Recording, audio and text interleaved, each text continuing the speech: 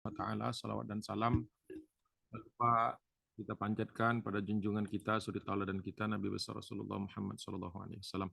Allahumma shalli wa sallim wa barik alaihi. Alhamdulillah pada hari ini kita bisa dipertemukan oleh Allah Subhanahu wa taala.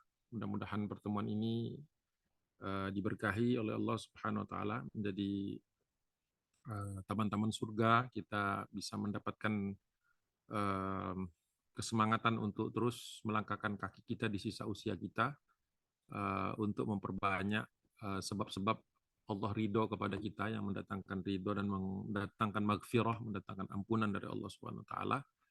Mudah-mudahan kita semua di sini diampuni oleh Allah Subhanahu wa taala. Tadi Ustaz Faisal sudah menjelaskan sedikit, tapi tadi mungkin ini ya banyak ada inflasinya. Mungkin kebanyakan itu.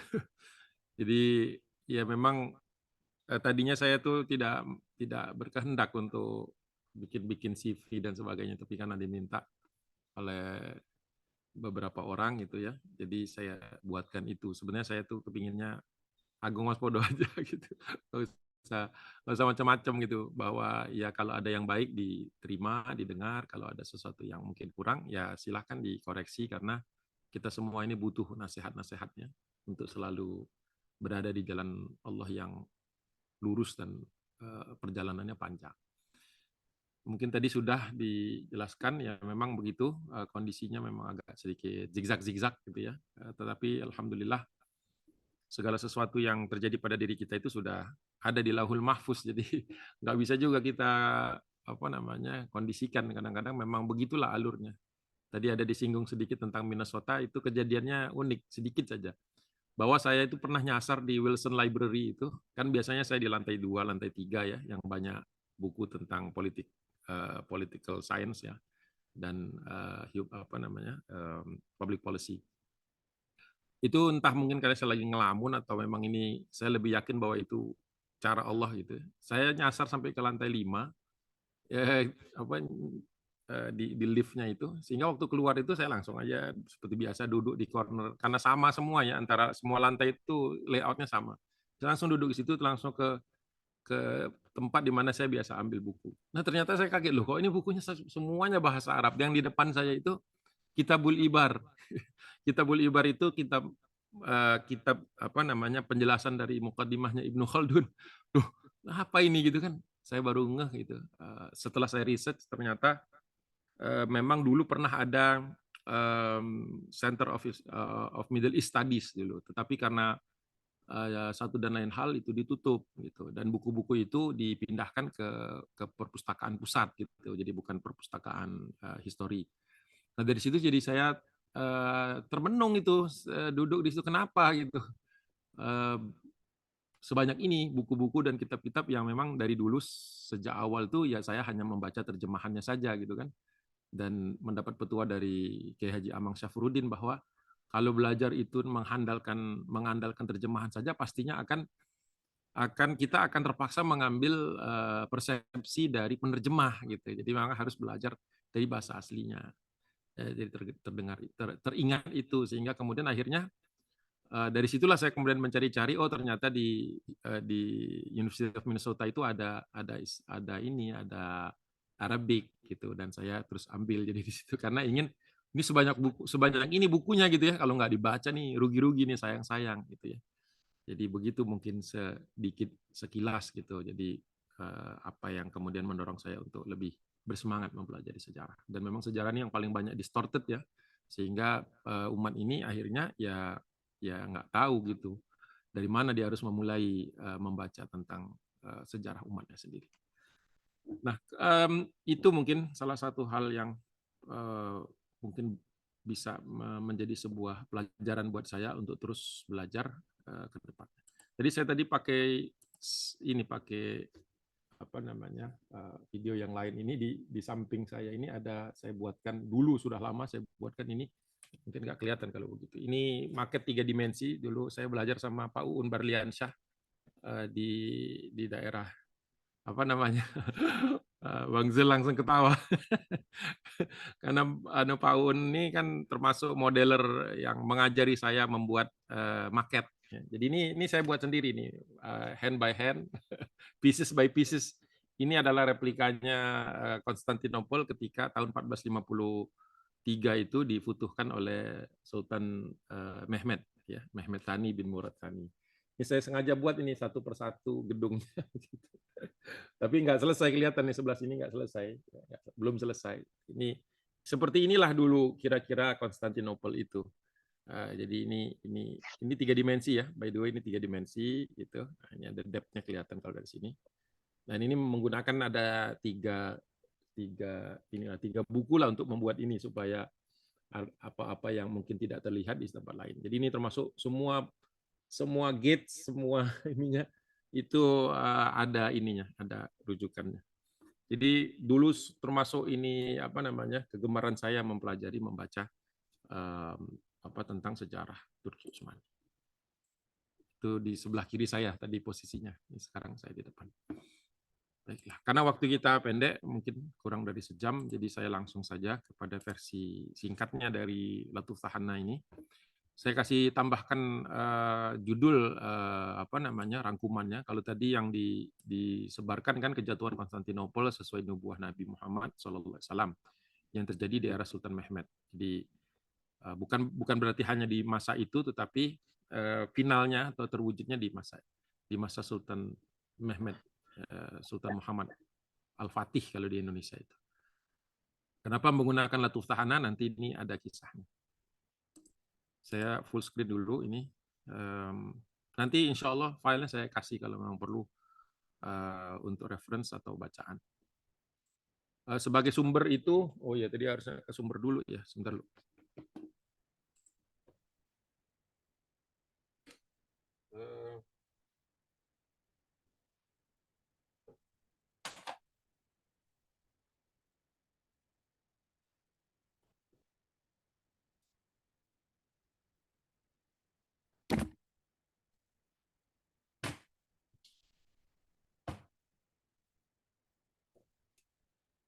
Kalau sumber-sumber orang Barat,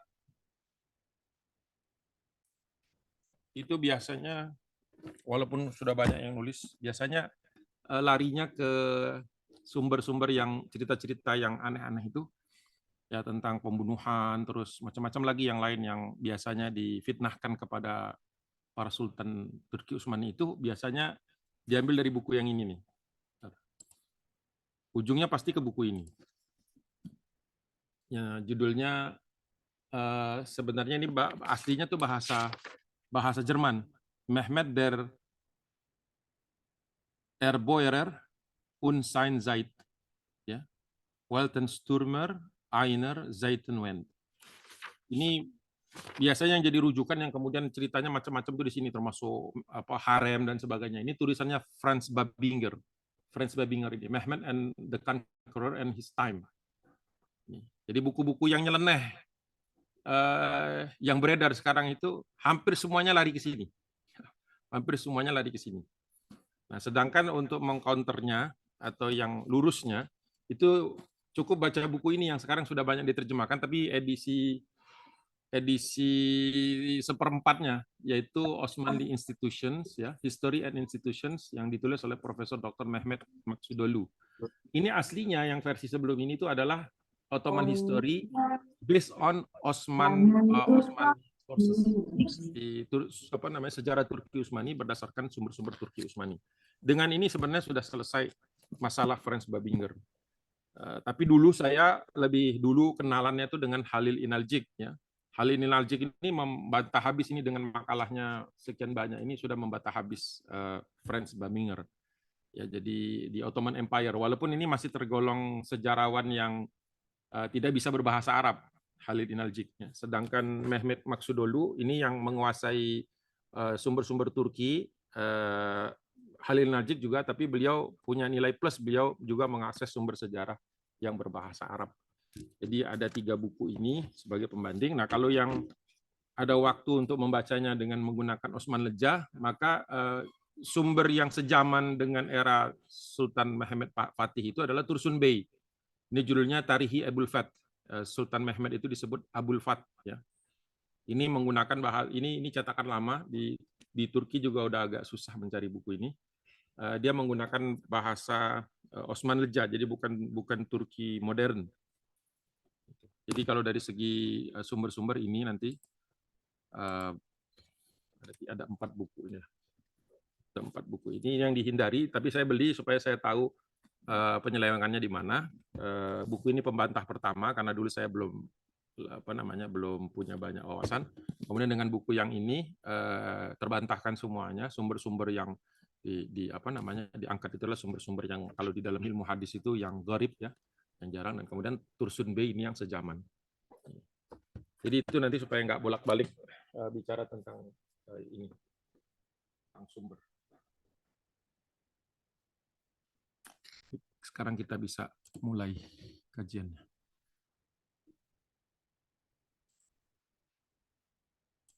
Jadi ini versi singkat ya, versi singkat. Semuanya itu ada sekitar 78 slides yang nggak mungkin semuanya dipaparkan juga. Tapi ini mungkin versi singkatnya, mudah-mudahan bisa menjadi awalan lah, paling tidak menjadi awalan supaya kita bisa melihatnya secara lebih jernih. Peristiwa itu sebenarnya dimulai di Madinah ketika Rasulullah dan para sahabat itu sedang menghadapi sebuah perang besar yang dikenal sebagai Ghazwah Khandaq, atau di dalam Al-Quran disebut atau dibahas di dalam surah Al-Ahzab. Ya, ini terkait dengan pertempuran di mana kaum muslimin dikepung ya, oleh suku musyrikin Quraisy dan Banu Ghatafan. Yang kemudian kita tahu salah satu cara Allah menolong kaum muslimin adalah memberikan satu petunjuk kepada Salman Al-Farisi yang kemudian dibenarkan oleh Nabi Muhammad SAW. Walaupun sebenarnya saya punya sumber yang mengatakan bahwa ide penggalian parit itu bukan dari Salman, tetapi eksekutornya Salman, tapi dari Nabi. Itu di dalam kitab Ar-Raudul Unuf yang ditulis oleh Imam Khas'ami As-Suhaili, jadi syarah dari Sirah Nabawiyah Ibnu Hisham. Tapi kalau saya angkat itu nanti akan menimbulkan kekagetan, jadi nggak usah. Kita pakai yang Ibnu Katsir saja, Imam Suyuti saja, bahwa memang itu idenya dari Salman Al-Farisi. Nah, nggak apa-apa, karena umumnya orang tahunya begitu. Tetapi kalau kita mau pembahasan tentang sumber-sumber, sebenarnya ide itu datangnya dari Nabi. Ada yang menyebutkan seperti itu. Nah, ketika di Galiparit itu, ada sebuah peristiwa yang kemudian menghubungkan Madinah dengan Konstantinopel. Ya, padahal kalau kita lihat dari peta ini, jaraknya itu sebenarnya jauh. Dan Rasulullah SAW sini belum pernah ke Konstantinopel. Dan para sahabat itu belum ada yang sampai ke Konstantinopel ketika di tahun ke-5 Hijriah. Bahkan nanti kita tahu yang pertama kali sampai ke Konstantinopel itu di era Khalifah Utsman bin Affan. Ya. Tetapi peristiwa tentang ini sudah diberitakan oleh Rasulullah. Ini yang di dalam pembahasan sirah itu disebut nubuah. Ya, atau peristiwa yang belum terjadi tetapi sudah dikabarkan oleh Nabi, tidak secara spesifik tapi secara umum, yang ini tujuannya adalah memberikan kabar-kabar gembira atau busyra kepada kaum muslimin ya. Jadi sebenarnya kaum muslimin itu adalah manusia-manusia yang optimis karena sebenarnya Allah sudah paparkan apa yang akan terjadi di akhir zaman. Semuanya sudah clear. Jadi kita tinggal menjalani saja sebenarnya. Asal kita tidak keluar dari rel ini, wala tamutunna illa wa antum muslimun, sudah dakhalal jannah. Jadi enaknya jadi umat Nabi Muhammad itu. Jadi sebenarnya kita ini semua sudah punya tiket ke surga. Cuma kadang-kadang kita kacaukan dengan berbagai maksiat. Gitu. Sebenarnya kalau kita lurus saja, kayak seperti hadis tentang seorang badui kan yang datang kepada Nabi, wahai Rasulullah, kalau saya sholat terus puasa ini, apakah saya masuk surga? Masuk surga, kata Nabi. Gitu. Sesederhana itu. Sesederhana itu. Saya lebih ngambil sudut pandang yang sering diangkat oleh Gus Baha ya, bahwa masuk surga itu mudah. Jangan dibuat sulit, mudah. Yang susah itu konsisten, berada di dalam ketaatan, konsisten memerangi kebatilan, konsisten, itu yang berat. Tapi sebenarnya kalau kita bisa sesuai dengan perintah Allah SWT, sebenarnya masuk surga itu adalah hak semua orang yang sudah beriman ya. Jadi sampai dikatakan hak itu. Seperti itu. Nah, sekarang kisahnya itu diriwayatkan oleh Abdullah bin Bushr Al-Khathami dari ayahnya sendiri, dan Rasulullah bersabda di hadis mauquf ya. Hadis riwayat Imam Ahmad dengan redaksi sebagai berikut. Latuf tahanna. Nah, inilah kenapa saya sering menggunakan istilah latuf tahanna ya. Fiilnya fataha dengan lam tasdid dan nun tasdid itu berarti menyebutkan bahwa peristiwa ini pasti terjadi. Itu cara penggunaan grammarnya orang-orang Arab. Ya, la tuftahannal Qustantinia fala ni'mal amir amiruha wala ni'mal jais dalikal jais. Dan itu ada disematkan di kemudian hari, ya, disematkan di salah satu tiang di Masjid Hagia Sophia, ya, Hagia Sophia Jami'i Syarifi. Jadi kalau Bapak dan Ibu ada yang sempat ke Istanbul nantinya, datangilah itu di pintu keluar, bukan di pintu masuk. Pintu keluar, dan kalau nggak mau miss itu pas pintu terakhir keluar itu jalannya mundur. Kalau jalannya maju biasanya miss. Berapa kali teman saya ke sana nggak ketemu. Tapi yang saya katakan agak aneh nih, keluar pintu terakhir Hagia Sophia itu mundur jalannya tuh. Kayak kita keluar dari apa namanya, dari keraton gitu, mundur jalannya. Nanti kelihatan ini sama, ya. Qala Nabi alaihi salam la tuftahannal Qustantinia fala ni'mal amir amiruha wala ni'mal jais dalikal jais, yang artinya pasti akan dibebaskan kota Konstantinopel, sebaik-baik pemimpin adalah pemimpinnya. Jadi ini apa namanya, domir dari H ini menunjukkan kepada pemimpin, ya, pemimpin dari peristiwa Latuftahanna itu. Wala ni'mal jais, dan sebaik-baik pasukan adalah dalikal jais.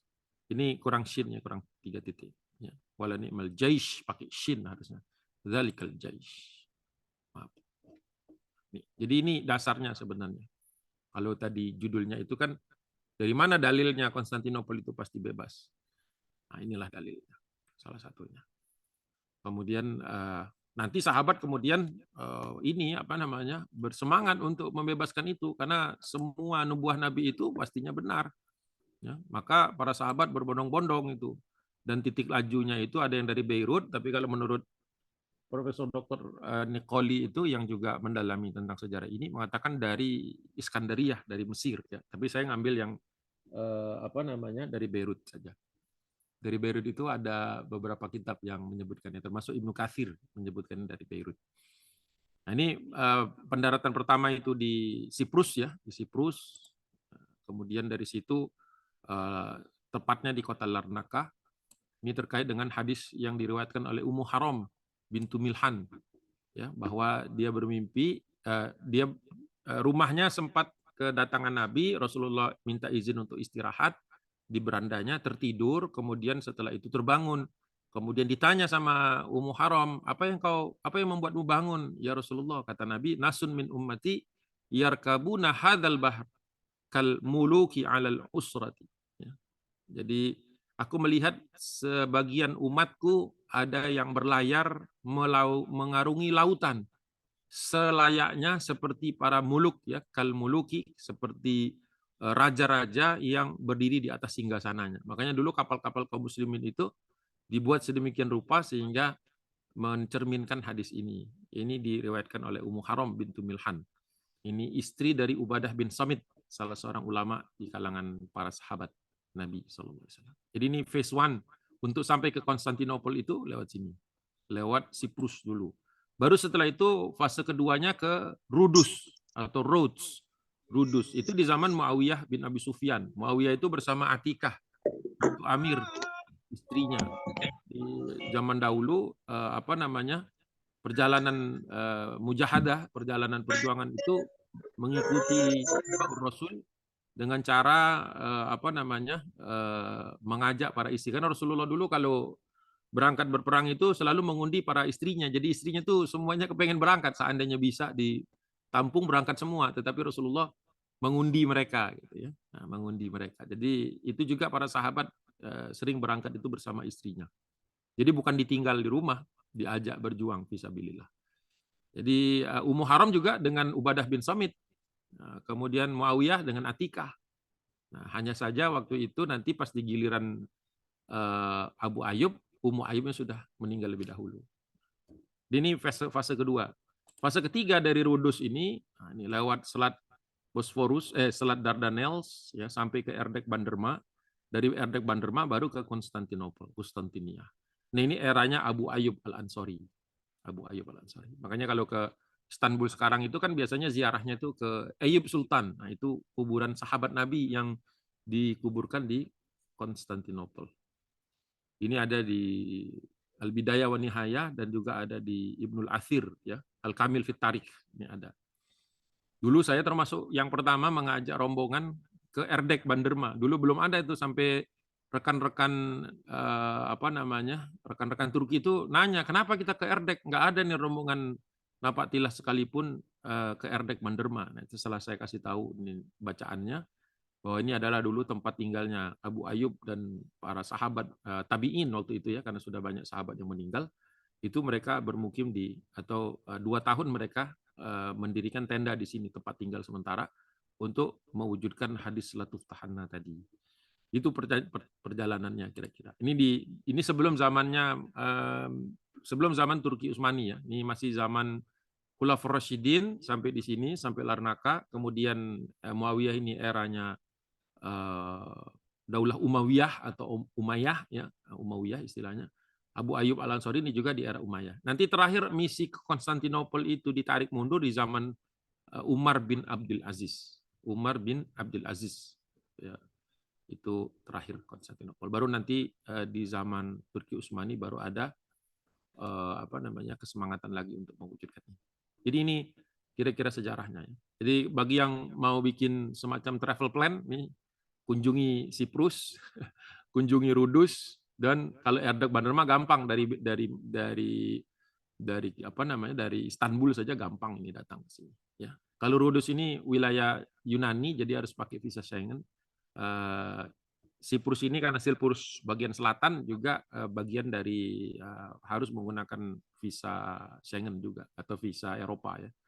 Kalau yang bagian utara itu wilayah Turki, ya. Jadi kalau mau ke Larnaca dan Rudus, ya masuknya dari Athens, dari Athena. Ini ada ferry ke sini, ada kapal. Kalau nggak mau lewat udara. Pantai bersejarah itu saya kunjungi dulu tahun 2015 atau 2016 dulu. Ini pantainya seperti ini, lebih indah pantai di Indonesia.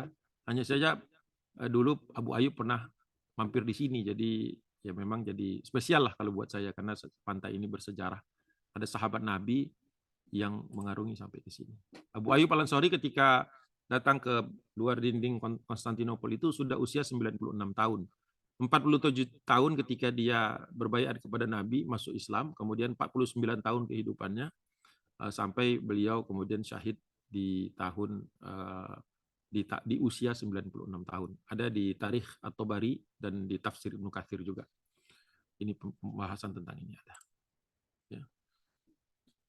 Nah, kemudian ayat yang biasa dibacakan oleh beliau ketika berjuang fisabilillah ini adalah ayat-ayat yang tercatat bagian dari surah Al-Baqarah 195. Wa anfiqu fi sabilillahi wa la tulqu bi aydikum ila tahluka wa ahsinu innallaha yuhibbul muhsinin.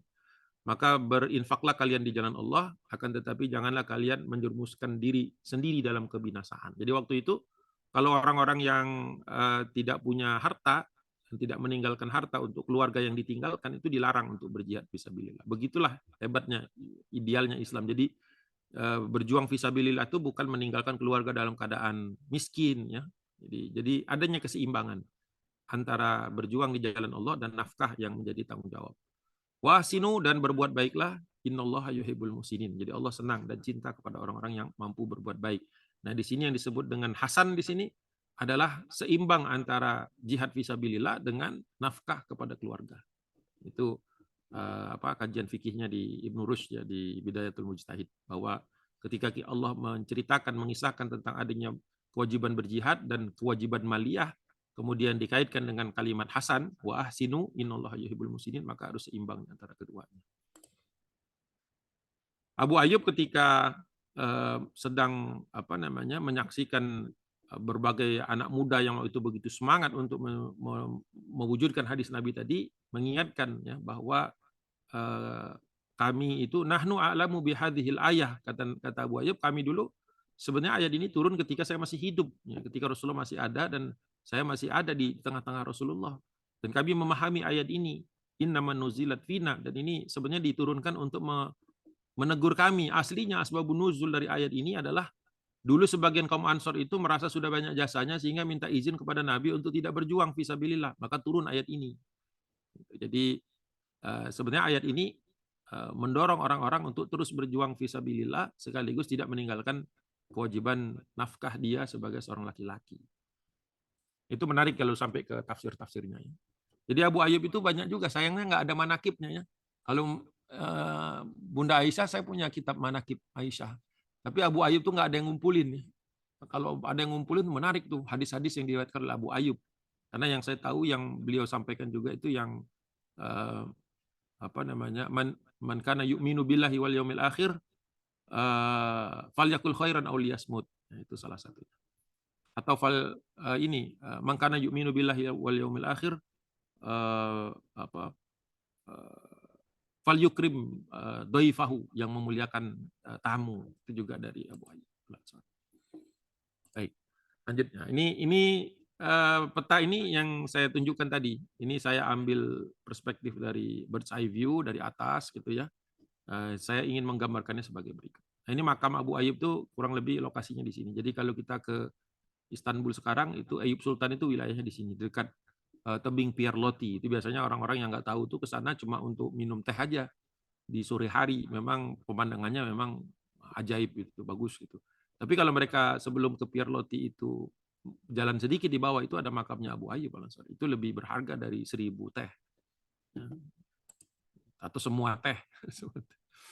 Nah, sekedar supaya kita tahu nomenklaturnya, bahwa kota yang Konstantinopel itu hanyalah wilayah ini yang di bawah selatan ini. Ini by the way ini dibagi dua ini. Sebelah timur ini, sebelah barat ini Eropa, di sebelah timur ini adalah Asia.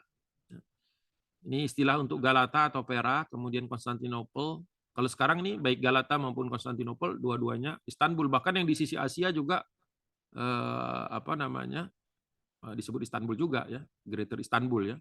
Istanbul Buyuk Şehir istilahnya gitu. Nah, kemudian ada selat, sebenarnya teluk, makanya disebut Halij oleh orang-orang Turki sekarang. Ya, diambil dari serapan kata Khorij. Khorij itu bahasa Arab yang artinya teluk. Khorij. Jadi inilah yang paling sering akan disebut-sebut, Halij, Galata, Konstantinopel. Jadi nanti kalau ada 3 hal ini supaya tahu posisinya di mana. Nah, di zaman Abu Ayyub Al-Ansari serangannya ya masih serangan yang sifatnya konvensional, mereka tidak punya banyak kapal, jadi diserangnya lewat darat. Dan Konstantinopel ini sangat sangat kokoh kalau diserang dari darat. Dia harus combine force untuk membebaskannya, mengalahkannya. Ya. Jadi ya tentu saja sebenarnya sudah bisa dihitung dari sejak zaman Abu Ayyub itu, ya tidak akan mungkin, sangat tidak mungkin untuk membebaskannya, tetapi semangatan para sahabat dan para tabi'in ini luar biasa ya. Mereka dengan kesemangatan dan persenjataan dan peralatan sederhana, mereka mau menghadapinya. Makanya nanti di zaman Sultan Mehmed itu sudah lebih canggih, sudah lebih terencana dengan baik. Kota itu dinilai, diakses, dibuat, dicari tahu titik-titik lemahnya gitu ya. Sehingga nanti di zaman Sultan Muhammad Fatih jauh lebih lebih terencana lagi pengepungannya. Jadi di zaman Abu Ayyub itu ya beliau lahir di zaman ketika kaum muslimin belum memiliki kekuatan. Sederhananya begitulah. Nah, ini kondisinya kalau yang pernah ke Ayyub Sultan, ini di bangunan yang di belakang pohon ini, yang di sebelah kiri ini ada makamnya. Ditutup rumah karena memang sering dijadikan tempat-tempat sebagai inilah, tempat-tempat orang untuk ya ziarah secara berlebihan lah ya gitu. Makanya dirumahkan dan hanya dibuka pada waktu-waktu tertentu. Kemudian di sebelah kanan ini pintu masuk ke masjidnya. Jadi jenazahnya atau makamnya tidak di dalam masjid tapi di luar, terpisah. Ini suasana Ayyub Sultan. Kalau yang belum pernah ke sini tapi sudah pernah ke Istanbul, sayang sebenarnya. Jadi perlu balik lagi ke sana kalau ada kesempatan. Ini tempatnya. Oke, sekarang kita masuk ke pembahasan yang kontemporer sesuai dengan keadaan Sultan Mehmed. Jadi pada masa Turki, ya, atau Turki Utsmani lah, saya sederhananya tahu, sekitar tahun 1451, 1452, karena peristiwa futuhatnya itu kan futuhnya Konstantinopel itu 1453. Jadi 2 tahun itu sebenarnya wilayah Turki itu sudah menguasai sisi Asia maupun sisi Eropa. Sisi Asianya ini yang berwarna hijau, gelap, dan di sisi Eropa hijau gelap juga. Ada daerah Bosnia, Serbia, Wallachia ini kelihatan hijau lebih muda, ini yang baru masuk ke wilayah Turki Utsmani.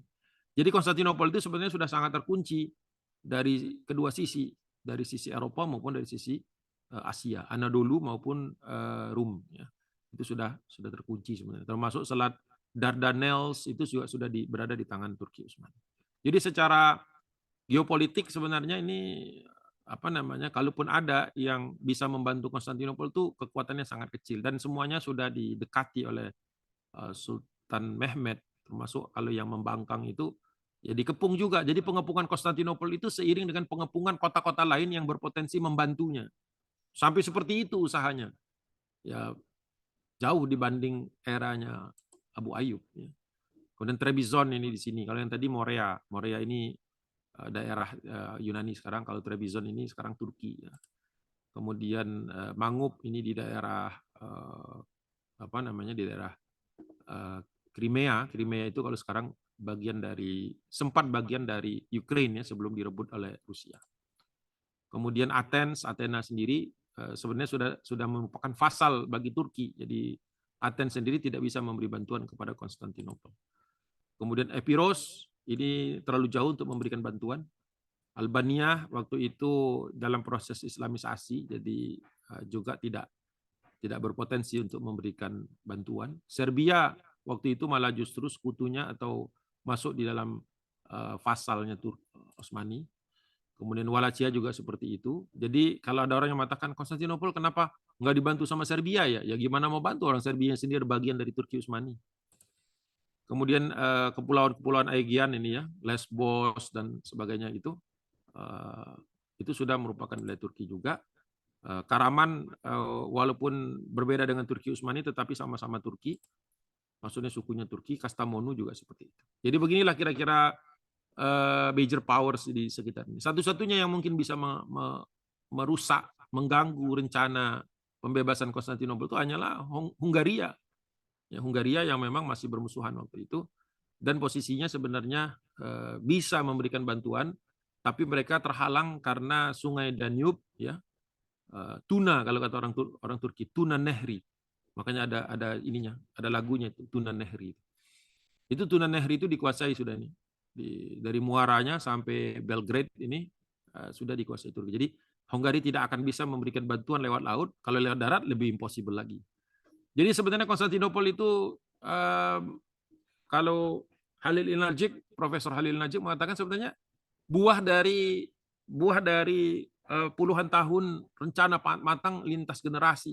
Jadi memang sudah qadarullah Sultan Mehmed kedua yang membebaskan ini, karena ayahnya Murad kedua, terus kakeknya Mehmed ke-1 dan seterusnya mundur lagi itu semuanya sudah memberikan kontribusinya. Ada yang menguasai selat, ada yang menguasai wilayah, ada yang macam-macam semuanya. Jadi ketika sampai ke tahun 1453 itu kondisinya sudah sangat memungkinkan, memudahkan, sudah termudahkan ya untuk dilaksanakan. Ini kira-kira gambaran peta kekuatan regional supaya kita tahu sebenarnya Konstantinopel itu sudah di ujung tanduk lah ibaratnya. Apalagi waktu itu Roma memberikan syarat yang tidak mungkin dipenuhi. Untuk Roma sebenarnya mau membantu, tetapi dengan syarat Konstantinopel ini meninggalkan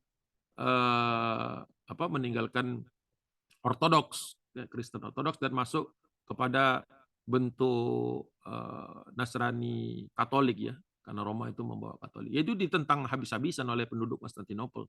Kata mereka lebih baik kami berada di bawah sultan yang sudah terkenal sangat toleran kepada agama yang lain di wilayahnya daripada kami menjadi budaknya Romawi.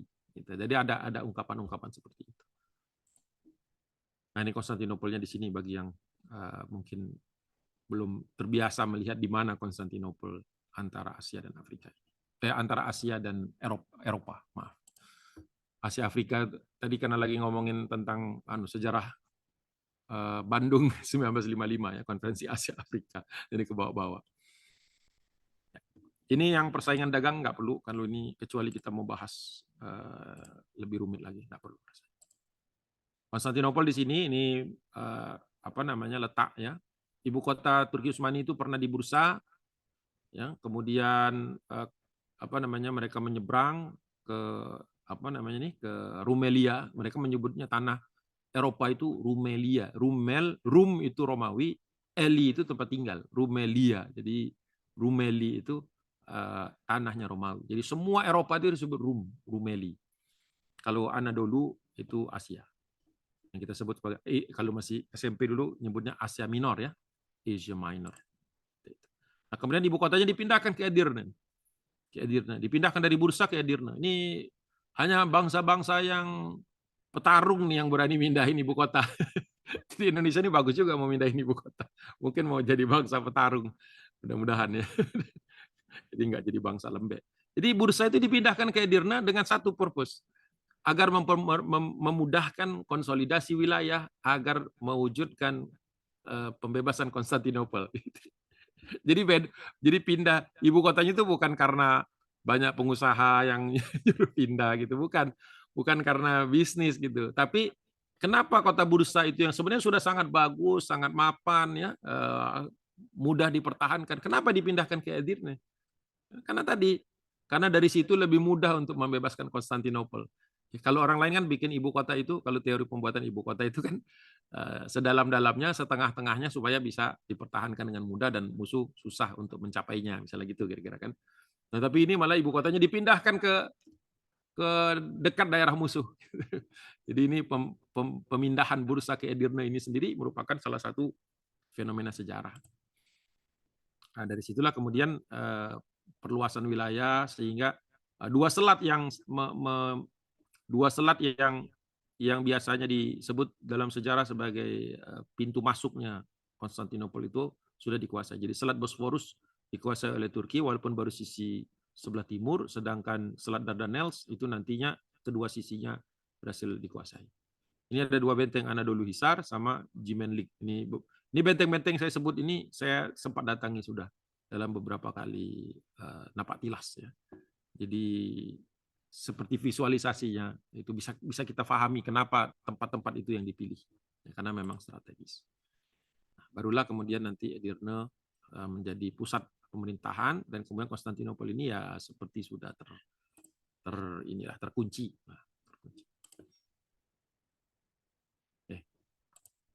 Nah, ini Konstantinopel dalam gambar yang lebih spesifik lagi nih yang penggambaran market saya tadi kurang lebih. Jadi ada beberapa forum. Jadi orang-orang Bizantium ini walaupun sudah miskin tapi mereka selalu ada acara-acara besar. Jadi mereka seperti enggan melupakan masa lalu mereka yang gemilang. Padahal mereka sendiri sebenarnya sudah terlilit banyak hutang, sudah banyak kekurangan-kekurangan, wilayah yang sudah hampir habis.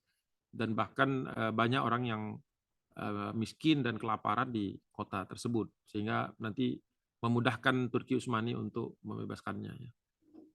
Jadi kota yang sebenarnya sudah decayed, yaitu digambarkan di dalam Tursun Bey tadi, di dalam salah satu sejarawan yang ikut bersama Sultan Muhammad Al-Fatih masuk ke Konstantinopel itu pertama kali, dia menulis bahwa Hagia Sophia itu waktu masih jadi gereja itu penuh dengan sarang-sarang burung dan sarang-sarang laba-laba gitu. Jadi digambarkan bahwa sangat miris gitu untuk sebuah bangunan yang seharusnya mendapat prioritas pembersihan dan renovasi, beberapa tiang-tiangnya rubuh dan sebagainya. Jadi ketika masuk itu sudah tidak layaklah disebut sebagai gereja terbesar dan gereja utama ya di kota Konstantinopel. Itu penggambaran sezaman pada masa itu. Laut Marmara di selatan, kemudian Galata di sini, kemudian Golden Horn atau Halij, kalau di dalam buku-buku terjemahan itu disebut tanduk emas ya. Ini sama dengan Halij. Pengkhianatan nggak usah dibahas. Ada tawanan Orhan mungkin juga nggak perlu karena waktu kita sangat terbatas. Tapi kalau ada pertanyaan aja nanti. Muhammad Fatih itu terkenal orangnya sangat perhatian kepada pasukannya. Beliau menyeleksi sendiri. Ada satuan-satuan yang tidak dilibatkan itu karena orang-orangnya kurang rajin sholat. Jadi dia suka melakukan apa kalau di impromptu itu apa, belusuan kalau orang Indonesia. Sering belusukan dia. Jadi sebelum pembebasan Konstantinopel tuh satuan-satuan itu didatangi sama dia. Tapi dia berpura-pura sebagai bukan sultan gitu. Jadi menggunakan pakaian-pakaian biasa. Masuk kadang-kadang pagi, kadang-kadang malam, melihat bagaimana antusiasme pasukannya. Jadi kalau satuan-satuan yang masjidnya itu sepi atau kurang ramai menurut sultan, maka itu tidak diajak dalam pembebasan Konstantinopel. Jadi seleksinya sangat ketat. Ya. Jadi tidak semua orang bisa diajak begitu saja untuk masuk ke situ. Nah, kemudian pembuatan Rumeli Hisar, ini benteng yang ada di sisi Eropa dari Selat Bosforus. Nah, ini harus ingat-ingat lagi ya, Selat Bosforus yang mana. Selat Bosforus yang paling dekat dengan Konstantinopel. Yang jauh itu Selat Dardanelles.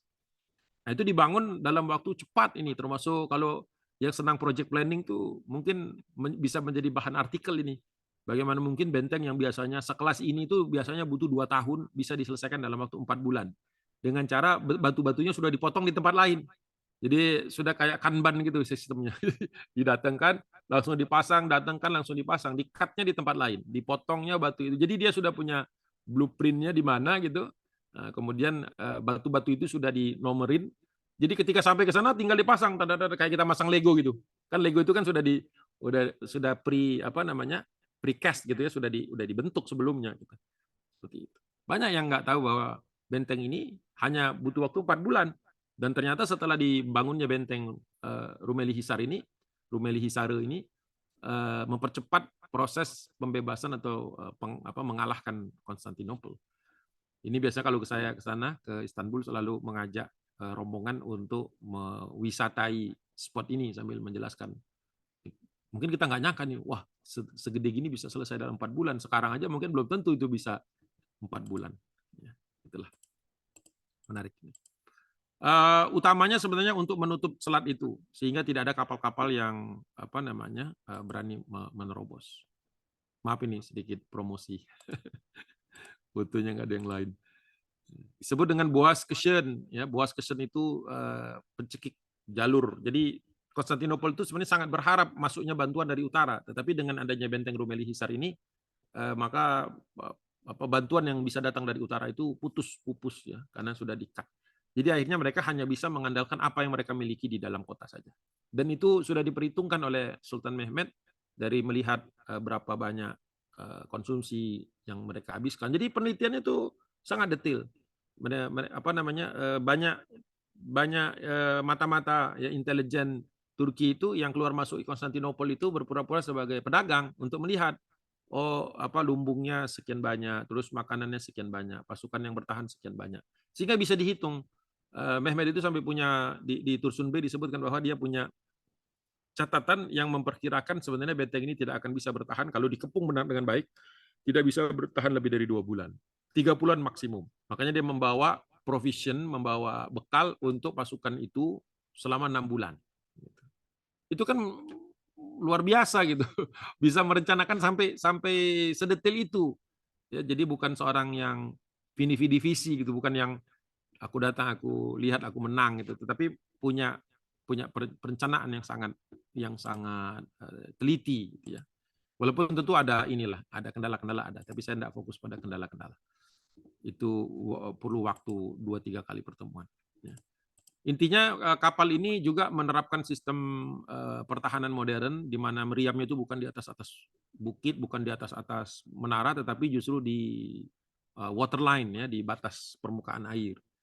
Yang itu menggunakan teknologi canggih sehingga peluru yang ditembakkan itu bisa melesat mengikuti hampir sejajar dengan permukaan air, sehingga peluru itu ketika dia berhasil mengenai kapal, maka kapal itu akan berpeluang pecah di bagian lambungnya dan kemudian dengan cepat air itu masuk dan menenggelamkannya. Karena meriam-meriam ini satu-satunya cara untuk menghentikan kapal-kapal yang mungkin berani menerobos masuk. Jadi ini masih belum pembebasan kota, ini masih planning ya, masih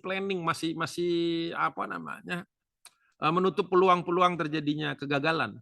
Ini karena beliau belajar kan dari sebelumnya, dari era sebelumnya, dari masa sebelumnya. bahwa kegagalan itu bisa dari sini, dari sini, dari sini. Maka beliau menutup semuanya. Ini yang saya salut terhadap Sultan Mehmed ini. Dia punya micromanagement yang bagus gitu, bahwa nanti jenderalnya di sini yang ini, komandan yang ini di sini gitu. Jadi dia memilih handpick orang-orang itu sesuai dengan kebutuhannya. Jadi di apa namanya di Rumeli Hisarnya dia pilih komandan yang paling junior. Waktu itu pernah ditanya sama Aksam Sudi, kenapa yang dipilih yang junior, kenapa yang nggak senior? Senior kan masih banyak. Kata dia, saya butuh orang yang berani mengambil resiko dan siap mati untuk melaksanakannya. Kalau yang senior-senior ini rata-rata cari selamat, kata dia. Ya, ya Bang Zul ya, banyak kan senior dia cari selamat. Nggak salah gitu. Benar juga gitu. Sekarang juga masih kepake. Jadi dia dia diletakkan komandan yang ya komandan ya tetap komandan, bukan prajurit biasa, komandan tapi apa namanya namanya itu menarik, virus aga AHA virus, bukan virus penyakit ya, tapi itu namanya virus, kadang-kadang disebut itu virus AHA. AHA itu di bawah Pasha, kalau Pasha itu udah senior, kalau AHA aga tulisannya, G-nya pakai Yumusyak G, dia halus, itu yang pakai di atasnya ada kayak tanduk, itu bacanya A gitu. Tulisannya aga ya.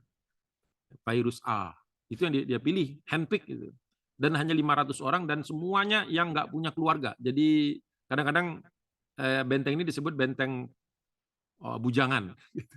Karena kata Mehmet, kalau musuhnya cerdas pasti benteng ini yang akan diserang duluan, dan saya butuh orang-orang yang nggak mikir dua kali untuk berperang, nggak mikir nanti istri gimana, anak gimana, maka hanya yang bujangan aja ditempatkan di sini. Makanya ada dulu selorohan benteng bujangan.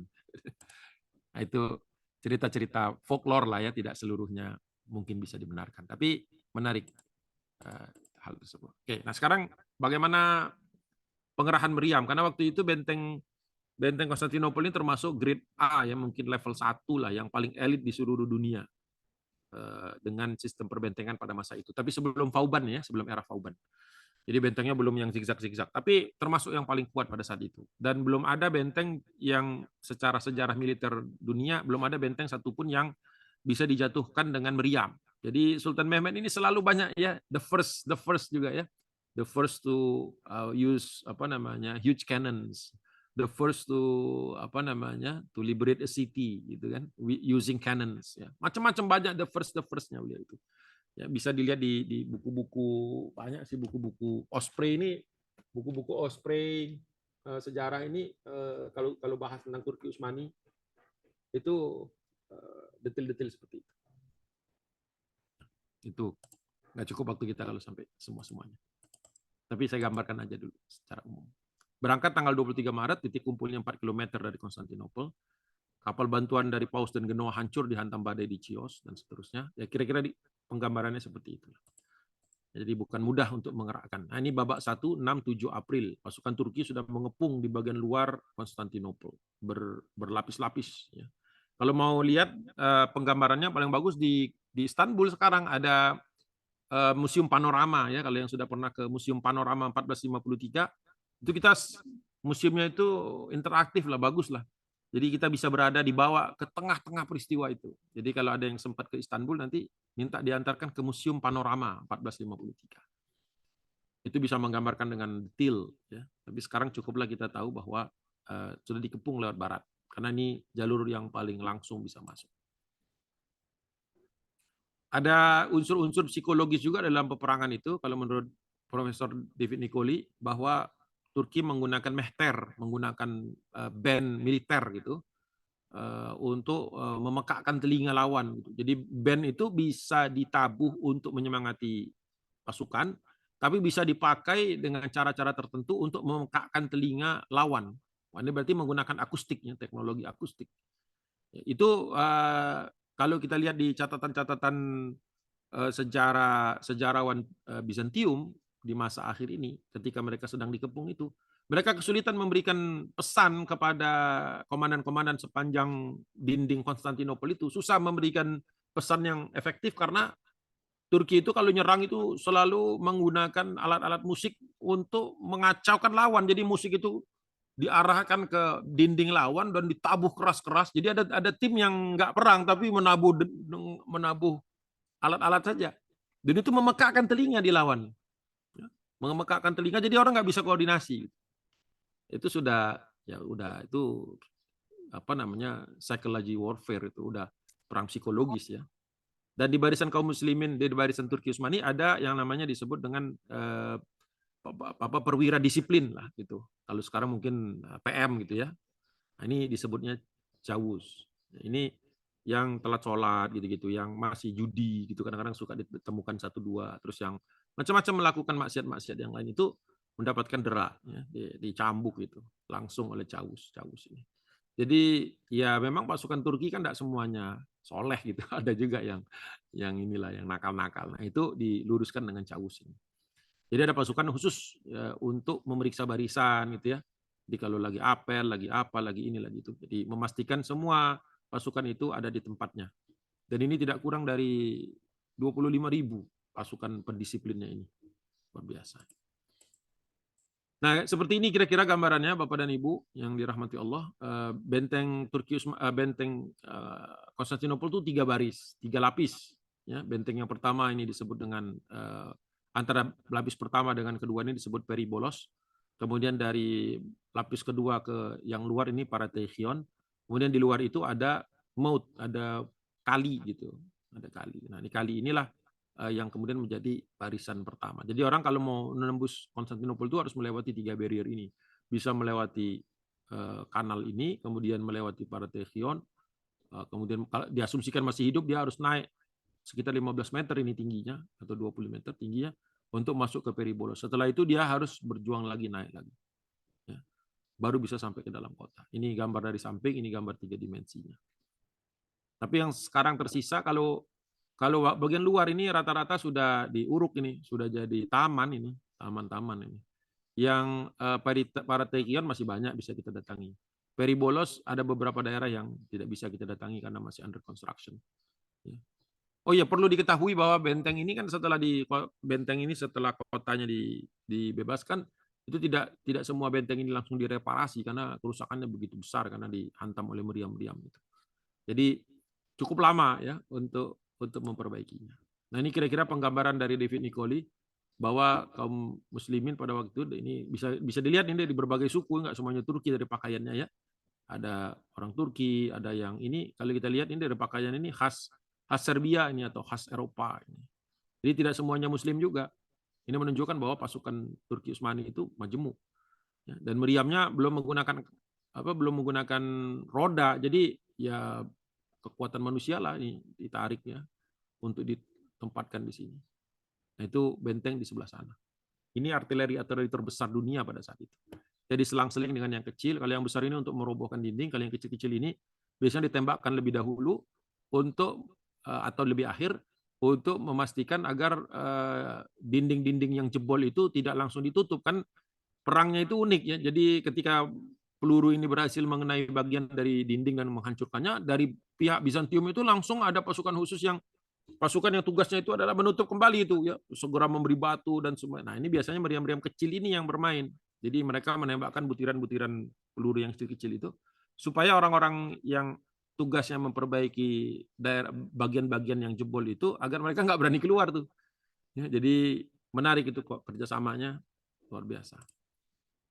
Konstantinopel di orang-orang yang megang meriam ini disebut top Arabaju. Ya, top Arabaju. Top Juni yang kecil-kecil orang-orangnya. Ah, ini penggambaran historis. Ada di film gitu. Dibuatkan film kayak gini. Ini saya tertawa ngelihat ini. Memang kelihatannya heroik. Tapi sebenarnya tidak pernah terjadi. Nggak pernah Sultan Mehmed memimpin sholat sebesar ini. Kalaupun memimpin sholat di garis belakang, ini di garis depan. Ini kalau saya jadi Jenderal Bizantium, mumpung lagi sholat ngumpul begini aja serang. Jadi kadang-kadang film itu dibuat untuk sekedar heroisme gitu ya, tapi tidak akurat. Ini orang-orang Turki termasuk juga sejarawan-sejarawan Turki juga mengatakan ini cuma film aja katanya, tidak mungkin terjadi seperti ini. Yang ada sholat itu di garis belakang, di belakang katapult, di belakang meriam, bukan di depan seperti ini. Ini sasaran empuk, ini tembak apa aja kena. Tidak mungkin ini, resikonya terlalu besar untuk dijadikan. Tapi ya tergambarlah bahwa memang ramai ya, bentangannya 4 kilometer ya, jadi memang banyak. Menurut catatan-catatan orang Italia juga banyak mencatatnya pasukannya sekitar 200.000. 60.000 diantaranya pasukan dan separuhnya kavaleri. Jadi sangat banyak. Dan untuk menyediakan logistiknya saja ini sebuah proyek besar. Oke, selesai ya. Babak kedua, pertahanan benteng. Ini benteng yang paling kuat pertahanannya adalah yang menghadap ke barat. Yang nomor 2 adalah yang menghadap ke laut. Yang paling lemah itu sebenarnya dari titik masuknya Halij sampai ketemu benteng kelas 1. Gitu. Jadi ini yang tebal ini yang paling kuat pertahanannya, benteng dan orangnya. Yang sedang ini yang menghadap ke Laut Marmara. Kemudian yang paling ringan ini sebenarnya yang menghadap ke Halij. Kenapa yang ini dibuat ringan? Karena di sini nih ada apa namanya itu rantai yang bisa dibentang dan bisa ditarik, bisa diulur yang menghalangi kapal-kapal lawan untuk masuk. Jadi menurut mereka ya kapal nggak bisa masuk ke sini, ngapain bikin bentengnya yang tinggi-tinggi? Cukup yang di sini yang jelas-jelas lawannya pasti datang dari sini. Itu kira-kira sistem pertahanan benteng Konstantinopel. Ada di catatan Sprantes dan macam-macam. Giacomo Tedaldi, kemudian Archbishop Leonard de Chios dan sebagainya. Banyak yang mencatat ini, jadi bukan sesuatu yang aneh. Kemudian blokade laut. Nah, ini Ali Kuscu yang diserahkan ini. Jadi dia yang membawahi angkatan laut, walaupun nanti diambil alih. Tetapi Mehmed belajar dari kesalahan-kesalahan sebelumnya bahwa Konstantinopel tidak akan tunduk hanya diserang dari darat, harus dicekik juga dari laut. Nah, maka kapal yang digerakkan atau dikerahkan itu banyak versi, ada yang 400, 350, tergantung kita pakai yang mana sumbernya. Saya biasa pakainya Asik Pasha Zade. Ya, ya ini 400 kapal disebut. Kalau yang lain Kritovolos 350. Ya antara inilah kurang lebih angkanya. Jadi diblokade oleh Sultan Mehmed dari laut juga. Makanya ketika kapal-kapal itu sudah mulai muncul, maka chain boom atau floating chain ini dipasang. Ya, jadi diangkat, dierek dari daerah Galata, dari Pera. Jadi tambatannya di Konstantinopel, tetapi mekanisme naik turunnya itu di Galata. Ya, di Galata. Kalau mau lihat di mana tempatnya ini dekat daerah yang ada masjid di bawah tanah itu, Yeralte. Nah itu di dekat situ ada situsnya. Maaf, lewat tadi.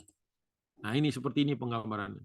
Jadi dan besinya juga masih bisa kita temukan di 3 titik ya, di Museum Museum Militer ya Harbiye, juga di Museum Museum Angkatan Laut itu yang di pinggir Bosforus itu yang ada dekat makam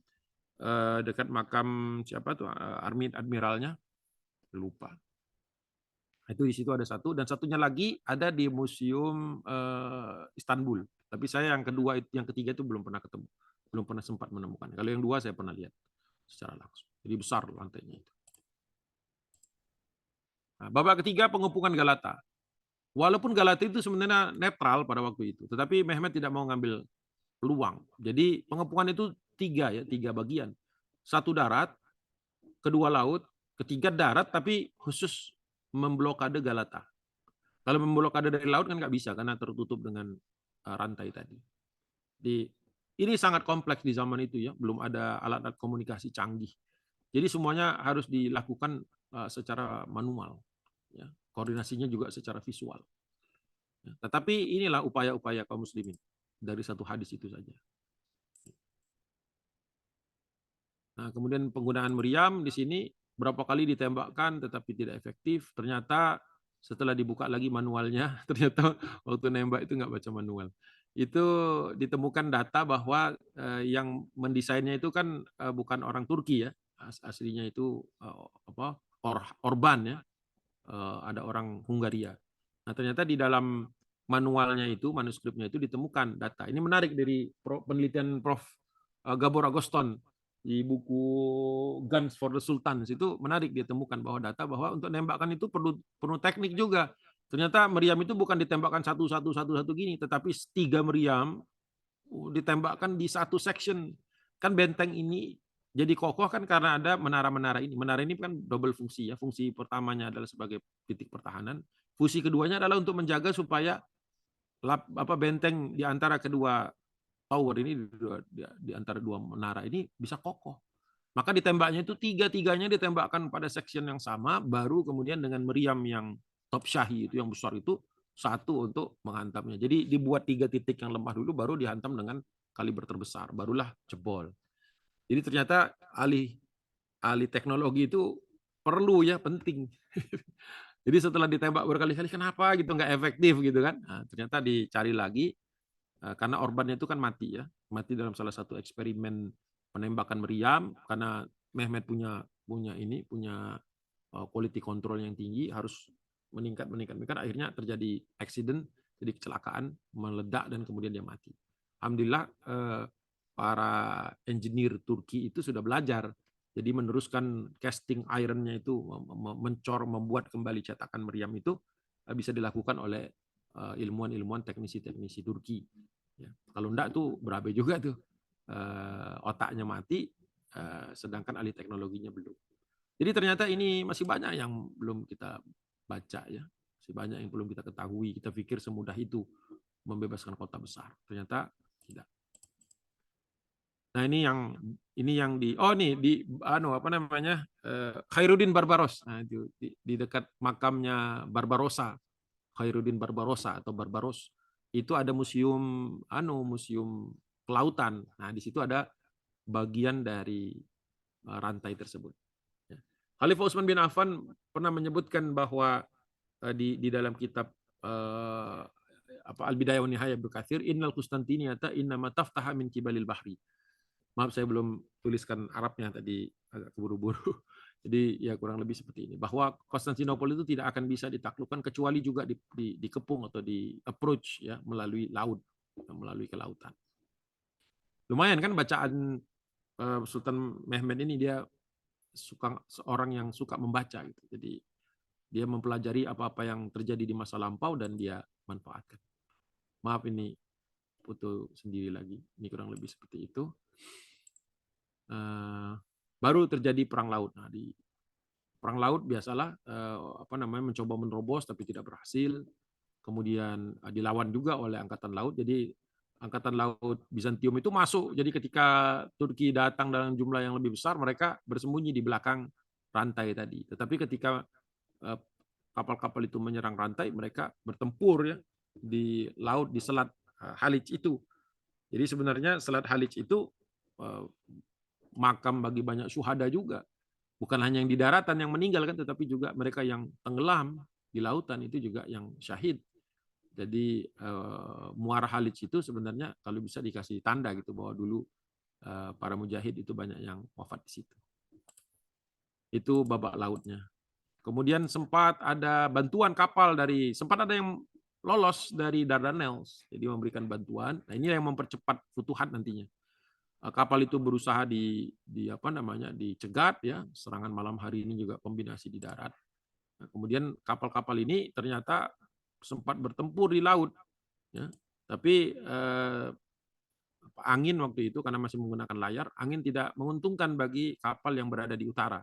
Karena angin itu berhembus dari selatan sehingga kapal-kapal yang membawa logistik ini berhasil menghindari peperangan lebih lanjut dan kemudian menerobos atau ya, ketika mereka sampai di mulut Haliç ini rantainya diturunkan dan mereka berhasil masuk ke dalam. Ini membuat kesemangatan Bizantium meningkat karena logistik ini sangat dibutuhkan walaupun jumlahnya sedikit, tetapi secara psikologis ini sudah sangat mengkhawatirkan.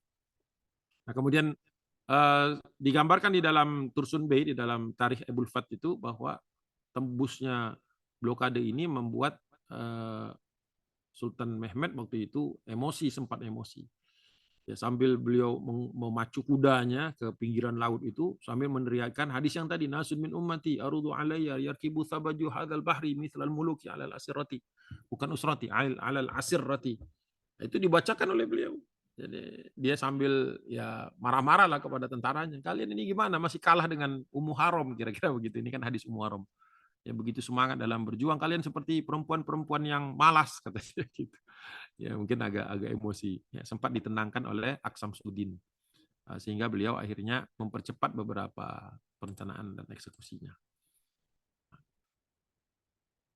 Kemudian meriam-meriam yang tadinya di kapal diletakkan ke darat dan ini dipakai untuk membobardir pasukan yang menjaga mulut Haliç atau muaranya itu. Oke, saya percepat lagi. Teknologi meriam ini kalau salah ini terlalu detil. Nah, yang mungkin yang biasanya tidak bisa terpisahkan dari kisah pembebasan Konstantinopel ini adalah menaikkan kapal ke darat, menaikkan kapal ke darat. Ini ini salah satu strategi yang menyebabkan Konstantinopel itu bisa utuh. Ya. Jadi Mehmed kedua sudah berdasarkan catatan David Nicoli dan catatan hariannya Ahmad Gurani, ini gurunya beliau juga waktu masih kecil dulu, bahwa beliau sudah berangan-angan memindahkan kapal yang ada di Selat Bosphorus ini ke Halij bagian dalam. Nah, melewati darat tentu saja karena laut kan ditutup. Nah, memindahkan lewat laut ini lewat darat ini membutuhkan planning dan eksekusi yang prima, yang tepat waktu. Maka beliau waktu itu di tengah peperangan itu sudah memerintahkan sebagian pasukannya untuk menyiapkan platformnya ini, termasuk merubuhkan pohon-pohon dan dibuat dilumuri minyak gemuk itu untuk bisa menjadi platform kapal itu diangkat dari lautan dari Selat Bosphorus nantinya akan dipindahkan ke sini. Karena memang Halij ini memegang kunci pertahanan Konstantinopel. Kalau angkatan laut Turki bisa berada di dalam Halij, apalagi bisa dipindahkan ke sini tanpa sepengetahuan pemantauan orang-orang Bizantium, pasti akan membuat kepanikan yang luar biasa. Nah, maka diangkatlah kapal-kapal itu dalam waktu 1 malam. Ini yang proses yang sangat beresiko sebenarnya. 72 kapal kecil termasuk 30 galei diangkut dalam kurang lebih 12 jam. Itu ada di penelitian Profesor Gabor Agoston. Melalui jalurnya itu saya sempat napak tilas nih dari Tophane, Taksim sampai turun ke Kasim Pasha. Gempor kaki. Tapi saya jadi appreciate. Dulu kita kan cuma jalan kaki ya, jalan kaki. Dulu orang harus dorong kapal gitu loh. Dorong kapal dengan tenaga manual. Ya. Itu aja sudah grup napak tilas saya itu udah ampun-ampun. Ustaz, cukup. Naik mobil aja. Oh, dikit lagi saya lain, dikit lagi. Ya, gitulah. Kita nih terlalu manja gitu, terlalu manja. Pantesan kalau butuhan-butuhan itu tidak diserahkan kepada kita ya nggak bakal selesai gitu. Jadi memang kita dikasihnya proyek-proyek kecil gitu. Kalau proyek-proyek besar ya di angkatan yang terpilih. Saya ngebayangin, saya membawa diri saja dan membawa jamaahnya, 20-an orang, itu aja udah pusing mikirin omongannya gitu. Gimana mengerahkan pasukan 72 kapal ya pada malam hari dengan nyaris ya kalau bisa disebut ini harus zero error. Karena kalau ada satu kapal aja tumbang kan yang dibuat itu platformnya cuma satu. Kalau ada satu kapal tumbang, itu pasti menghambat kapal yang di belakang. Nah, kalau memindahkan kapal ini pastinya menimbulkan logistical nightmare lagi gitu kan. Nah, gitu. Jadi ya kalau Anda tidak bisa mengapresiasi upaya-upaya ini yang dilakukan oleh Sultan Mehmed ini, ya berarti lebih sulit lagi untuk mengapresiasi yang lain. Ya. Ini menurut saya salah satu turning point lah, salah satu yang sangat menarik dari kejeniusan Sultan Mehmed ini. Nah, konon kabarnya ini menarik nih, saya dapatkan tapi dari kitab yang lain, bahwa saya telusuri siapa Ahmad Gurani ini. Ternyata Ahmad Gurani ini, Syekh Ahmad Gurani ini, merupakan murid. Dulu dia pernah belajar hadis di Damaskus kepada, kalau tidak salah, Imam Al-Hafiz Ibnu Hajar Al-Asqalani. Ibnu Hajar Al-Asqalani ini dulu pernah mencatat beberapa sejarah terkait dengan Salahuddin. Nah, Salahuddin Al-Ayyubi dulu pernah memindahkan kapal juga. Walaupun tidak ada kitab yang mencocokkannya, jadi mungkin ini cocok logi. Tetapi kalau saya lihat dia punya guru yang berguru kepada seorang ulama besar. Yang ulama besar ini pernah mencatat tentang upaya-upaya Salahuddin memindahkan kapal dari Kairo dari Sungai Nil ke tempat lain. Ya, itu menurut saya mungkin saja beliau dapat ide ini tidak murni dari dia, tapi dapat dari gurunya. Wallahu alam. Tapi itu saya belum ketemu buku yang ngomong begitu, tetapi kalau saya melihat, saya suka menelusuri para tokoh-tokoh ini kan, kepada siapa saja dia berguru gitu kan, kepada siapa saja guru-gurunya ini belajar, itu bisa kita temukan sebenarnya. Kan banyak kitab manakib, terus banyak kitab juga tobakot gitu kan, nah, itu banyak itu menceritakan biografi para ulama ini dan sanad-sanad mereka. Jadi itu diantara kelebihan sanad. Jadi kita bisa mendapatkan keterangan-keterangan itu langsung dari ahlinya, langsung dari sumber yang terpercaya. Zaman dulu kan kita nggak bisa ngecek pakai komputer. Ya. Nah, ini penggambarannya kira-kira seperti ini, tapi ini artis impression ya, bukan gambar. Di masa itu nggak digambar karena misi misi rahasia gitu. Kalau digambar bisa berabe kan. Nah, jadi misi rahasia. Tapi ini penggambaran saja bahwa kapal itu didorong, ini Konstantinopel di belakang sana, didorong naik ke atas bukit demi bukit, terus kemudian turun di sebelah sana. Nah, turunnya ini digambarkan oleh dalam Livy Nicoli. Ini kapal-kapal ini nih, sebelah kiri, ini ada turun nih. Nah, langsung jatuh ke sungai. Jadi ini kapal-kapal Turki nih, khas ya bentuknya, seperti itu lancip-lancip. Sedangkan kapal-kapal Latin ini kan seperti ini nih, yang bengkok-bengkok ini. Jadi nah ini kepanikan luar biasa, ya, kepanikan luar biasa ketika antara 21 April sampai 25 Mei, kepanikan luar biasa. Kenapa? Tadinya mereka merasa aman karena Halis tidak mungkin dikuasai oleh Turki. Sekarang kapal-kapal itu turun dari daratan. Itu banyak orang yang melarikan diri dan menganggap sudah kiamat dunia melihat pemandangan itu. Jadi, apalagi kalau yang orang-orang biasa itu yang superstitious, yang percaya tahayul-tahayul itu, langsung banyak mereka yang ingin melarikan diri. Karena apa? Nggak kebayang. Tidak pernah terfikirkan oleh orang-orang di zaman itu bahwa kapal itu bisa diangkat ke daratan.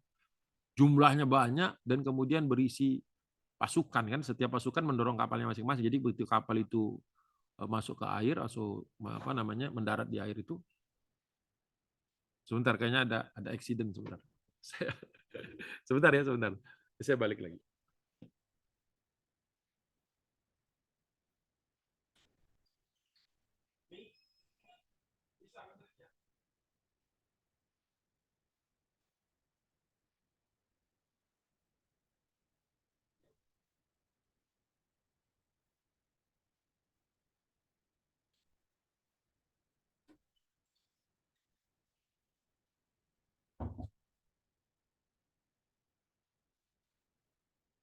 Baik, saya lanjutkan. Dikit lagi, insya Allah ini sudah hampir selesai. Nah, jadi posisinya sekarang terbalik ya. Jadi Turki memiliki dua basis ya, angkatan laut di Diplokionion, yang satunya lagi di Kasim Pasha. Nah, ini apa namanya? Tentu mau menegasi kehebatan atau keutamaan rantai ini. Jadi rantai ini kan sudah tidak mungkin dipergunakan lagi, udah nggak ada manfaatnya. Maka pada saat itu melihat kapal-kapal ini membawa pasukan, maka dikhawatirkan mereka akan menjebol dinding pertahanan yang paling rawan, yaitu dinding utara kan. Tadi saya sudah sebutkan di awal. Dan banyak pasukan yang ditarik dari dinding utama ini untuk membackup pertahanan benteng Konstantinopel yang menghadap ke Haliç. Nah, sebenarnya jadi gini menariknya. Jadi ini semacam gambit gitu. Jadi jebakan saja bahwa memang betul jenius mengangkat kapal ini, tetapi sebenarnya punchline-nya itu, serangan finalnya itu bukan dari laut. Ini hebatnya dia, Bapak Sultan Mehmed ini membuat strategi itu berlapis-lapis. Ya. Jadi pada saat itu eh, Kaisar Konstantin ke-9 itu, ke-12 itu menganggap bahwa Kaisar Konstantin ke-9 itu menganggap bahwa serangan yang akan menjebolkan kotanya itu datang dari Haliç. Maka dia memindahkan pasukan-pasukan elitnya untuk bertahan di sini. Padahal ini hanya diversion. Hebatnya di situ. Ini hanya pengecohan saja. Ya, pengecohan saja. Seperti Hamas ketika menembakkan 5.000 roket kemarin. Orang Israel langsung panik. Padahal apa? Serangan utamanya bukan di situ. Jadi dia terkecoh, ya, terkecoh. Dia kecoh ke sana padahal yang diserang apa namanya? Apa istilahnya itu? Command centernya yang ada di luar Gaza itu ya. Apa istilahnya? Galtaf atau apa? Ya. Kemarin saya catat itu, menarik ini juga pengecohan-pengecohan seperti ini. Gilaf ya, Gilaf Gaza itu benteng apa command centernya lah untuk menjaga Gaza itu.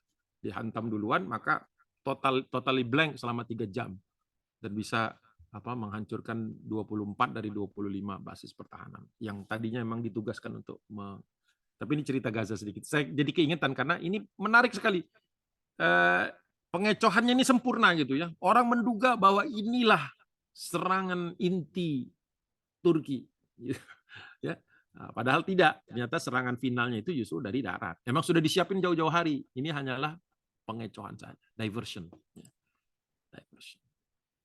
Itu menyebabkan Giacomo Coco dan sebagainya melarikan diri. Banyak sekali orang yang kemudian melarikan diri karena menganggap sudah Udah nggak mungkin dipertahankan. Padahal kalau waktu itu berkepala dingin saja, berpikir dengan jernih saja, sebenarnya Konstantinopel masih aman. Galata mungkin putus, tapi Konstantinopel masih aman.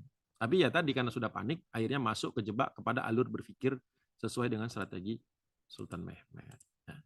Blokade ekonomi saya nggak bahas karena ini perlu peminatan, kalau nggak minat nggak menarik. Jadi saya skip aja. Serangan-serangan yang tadi meriam itu tadi diletakkan di darat ini dipakai untuk semakin memperkuat impresi bahwa serangan itu akan datang dari Halij. Sekali lagi dibuat dibuat pengecohan seperti itu. Nah, padahal ternyata kita tahu serangan akhirnya dari barat. Nah, ini serangan-serangan. Ada yang serangan bawah tanah juga, saya mungkin nggak bahas, tapi pernah ada serangan bawah tanah. Ini mengerahkan pasukan Serbia. Terowongan-terowongan itu ada sekitar 25 kalau tidak salah dulu. Nah, ini perang bawah tanah dilukiskan bahwa counter mining, ya, jadi ada yang membuat terowongan dari luar, ada yang membuat terowongan dari dalam, pertempuran jarak dekat di tempat-tempat yang sempit. Ini kalau sekarang itu seperti CQB lah, close quarter battle, ya.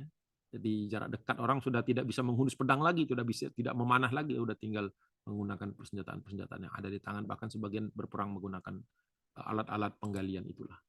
Nah, inilah sekian banyak upaya-upaya itu, dan kemudian finalnya Mehmed memindahkan sebagian pasukan melalui jembatan ponton ke sini dan bersiap untuk penyerangan terakhir, sampai kemudian gambar ini lagi menginspeksi pasukan. Balik lagi ya.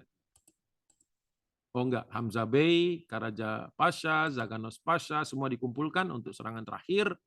Akhirnya finalnya itu di serangan selentak dari semua arah.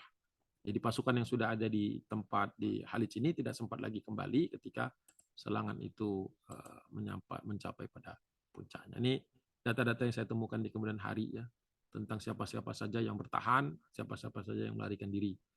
Ini termasuk jenderal-jenderal yang ada di bagian sisi Bizantium. Selebihnya selesai. Kemudian Sultan Mehmed masuk ke kota tersebut, memberikan pengampunan seperti halnya Rasulullah mengampuni orang-orang Mekah, kemudian memberikan kebebasan kepada mereka untuk memilih tetap tinggal di Bizantium atau tetap tinggal di Konstantinopel atau keluar.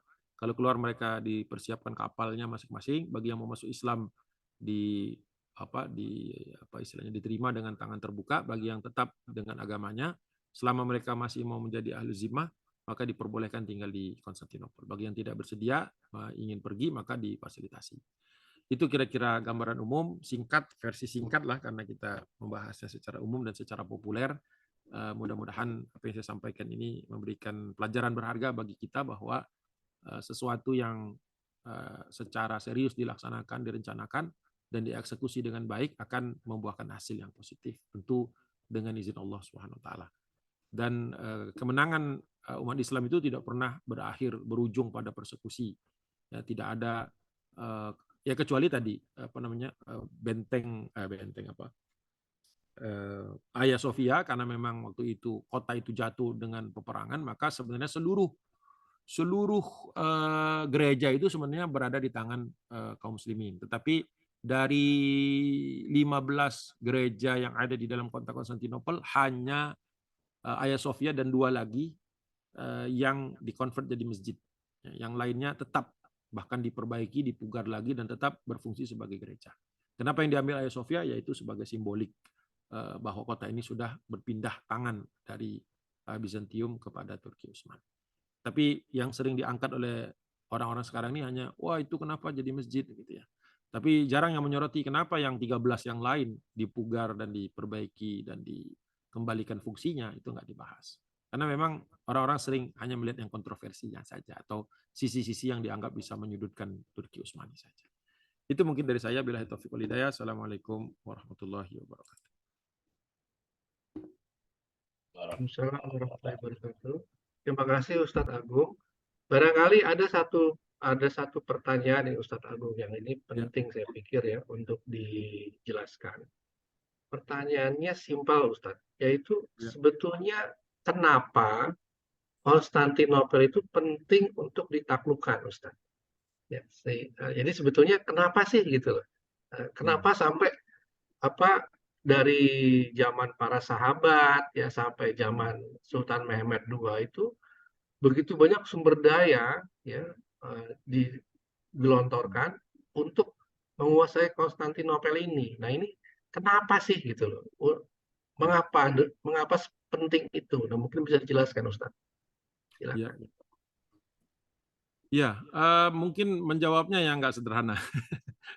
Jadi sederhananya kalau bisa disederhanakan bahwa ketika satu daerah kemudian masuk ke dalam wilayahnya kaum muslimin, kita tahu terjadi perubahan yang mendasar. Ya. Pertama, apa namanya, tentu saja banyak orang masuk Islam. Yang kedua, terjadi apa namanya, konsentrasi non Muslim yang kemudian mendapatkan hak-haknya sesuai dengan syariat.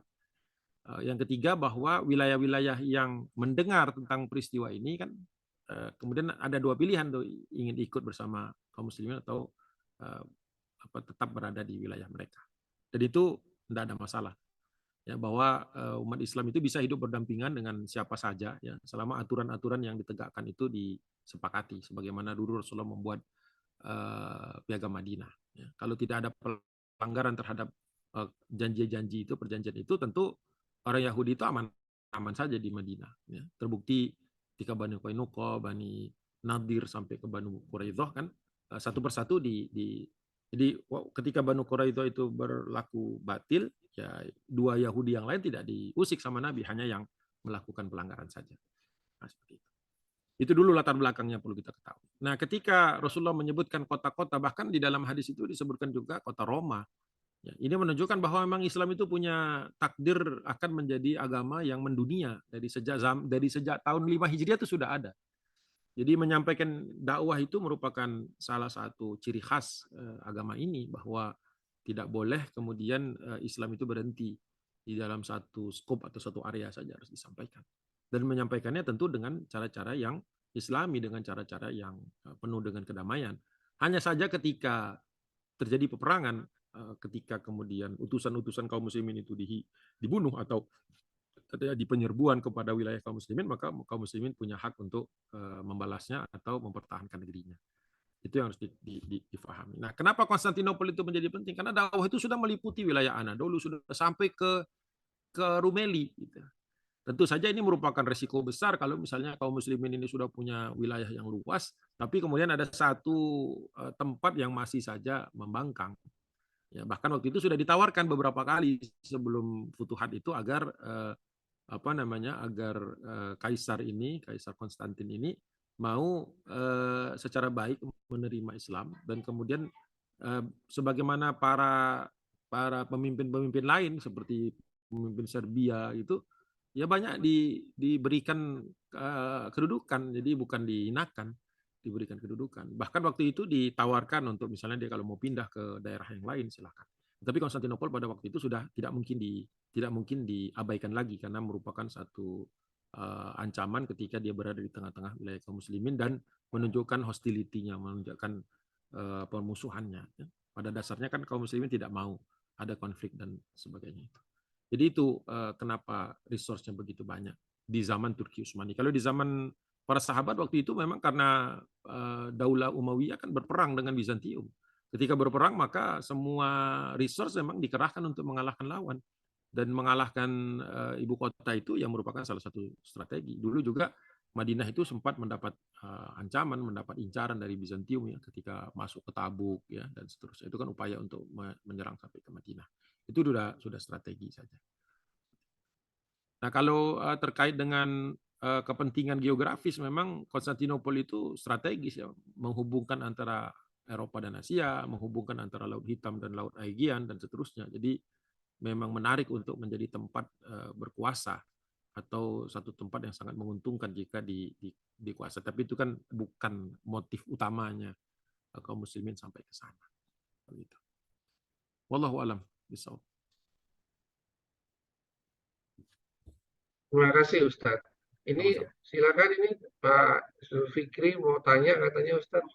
Oke, makasih Ustadz Ya. Agung. Makasih terus terang menarik sekali dan nggak kerasa waktu cepat banget ya karena materinya menarik. Ada beberapa hal nih yang mungkin ada pendapat, bukan pendapat sih ya, sepertinya eh, mengangkat kapal lewat Galata itu sepertinya game changer yang merubah strategi. Sementara penyerangan dari barat itu sudah dilakukan beberapa kali kalau nggak salah ya, Ustadz ya. Ya, Even oleh ya, bapaknya sendiri pun juga dulu pernah ya, melakukannya. Nah, ya. pertanyaannya sudah berapa kali sih mungkin kalau ada angka gitu ya, berapa kali dilakukan penyerangan dari barat itu sebelum Al-Fatih, itu pertama.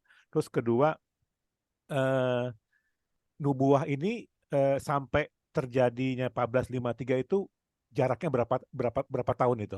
Artinya sejak Nabi Muhammad SAW menyampaikan itu sampai terrealisasi itu berapa tahun jaraknya? Itu kedua. Terus ketiga, saya sempat baca juga bahwa Nabi Muhammad SAW menyampaikan nubuah bahwa even Roma pun nanti akan dibebaskan oleh orang Islam. Nah, ini mungkin Ya. pertanyaannya di luar Turki, tapi menarik sekali untuk mendengarkan pendapat dari Ustadz. Makasih Ustadz. Assalamualaikum. Silakan. Ya. Ya, sebenarnya kalau dari darat itu dari barat ya, dari darat itu kan satu-satunya cara ya dari arah barat karena dari tempat lain semuanya air ya.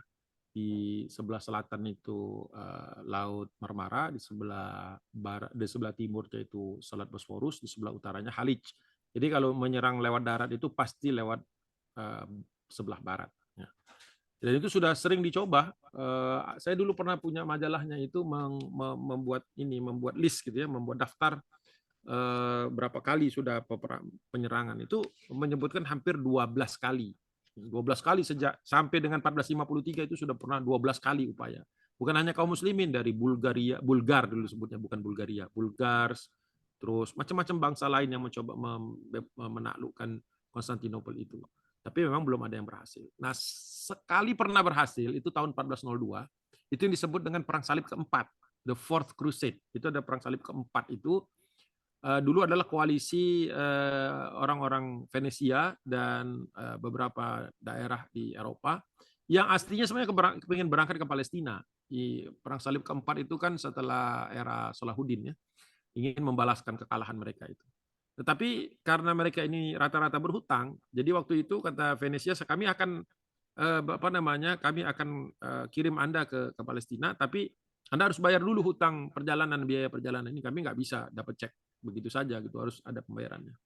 Kata orang-orang ini di Fourth Crusade ini, kami nggak punya apa-apa kan, rata-rata yang berangkat crusade itu kan penniless knights istilahnya itu tentara-tentara yang nggak punya duit itu, tentara-tentara yang kosong duitnya gitu, nggak punya kas.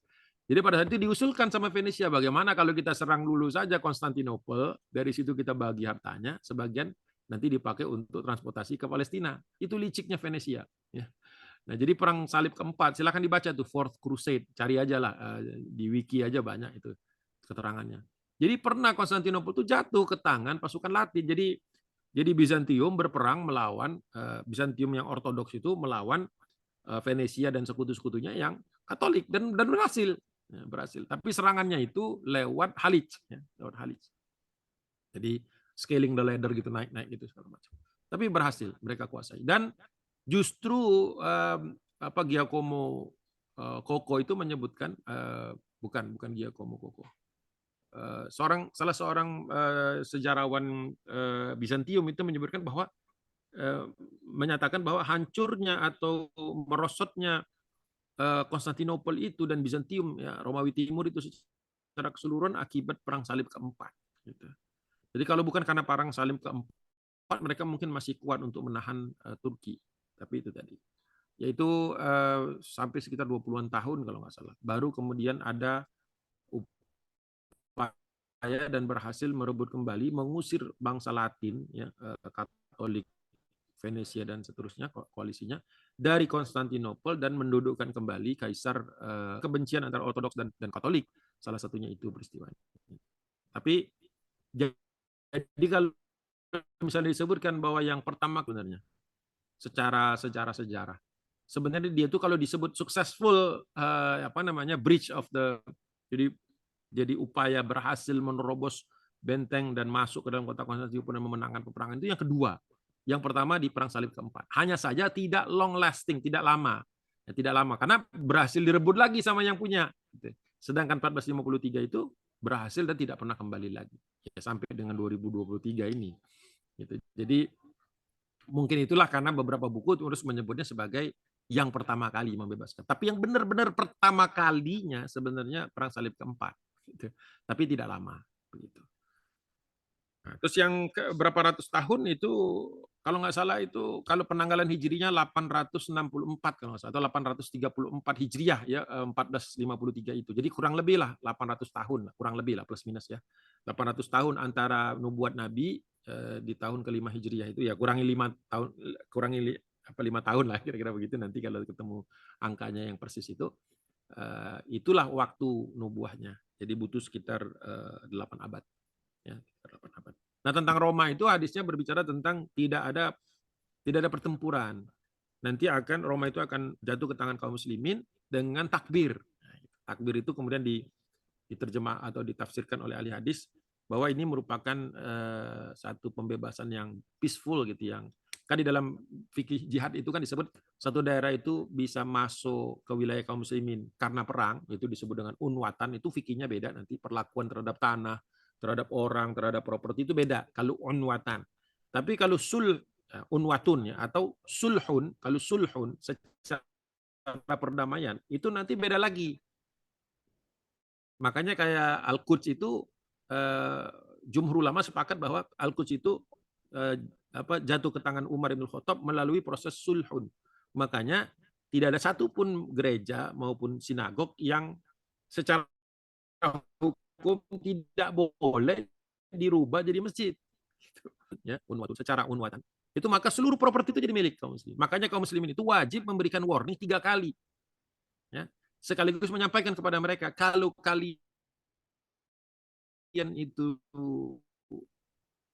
menyerah dengan damai, maka seluruh properti itu milik. Ini loh konsekuensinya. Tapi kalau perang harus kalian ketahui, kalau kami yang menang ya, harus diketahui bahwa seluruhnya itu jadi milik kami. Kalaupun ada yang kami kembalikan, itu jadi bukan satu kezaliman. Bahkan justru kemurahan hati itu pada 12 gereja yang tetap berdiri. Harusnya seluruhnya 15-15-nya itu harusnya jadi masjid semua.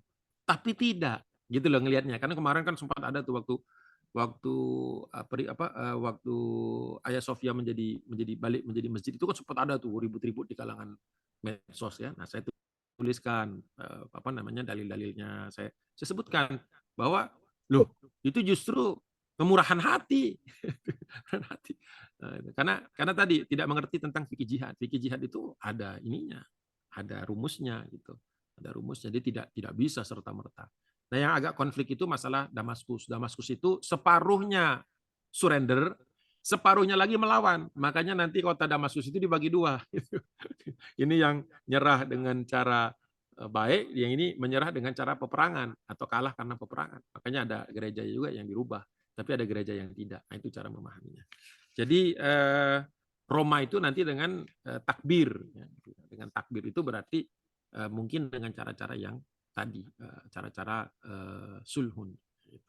Tapi saya bukan ahlinya dalam hal itu, jadi harus baca kitab lagi itu untuk memperoleh makna dari hadis tersebut. Allahu a'lam. Terima kasih Ustadz Agung ya. Ini luar biasa ya, kita ketemu sama ulama yang jujur.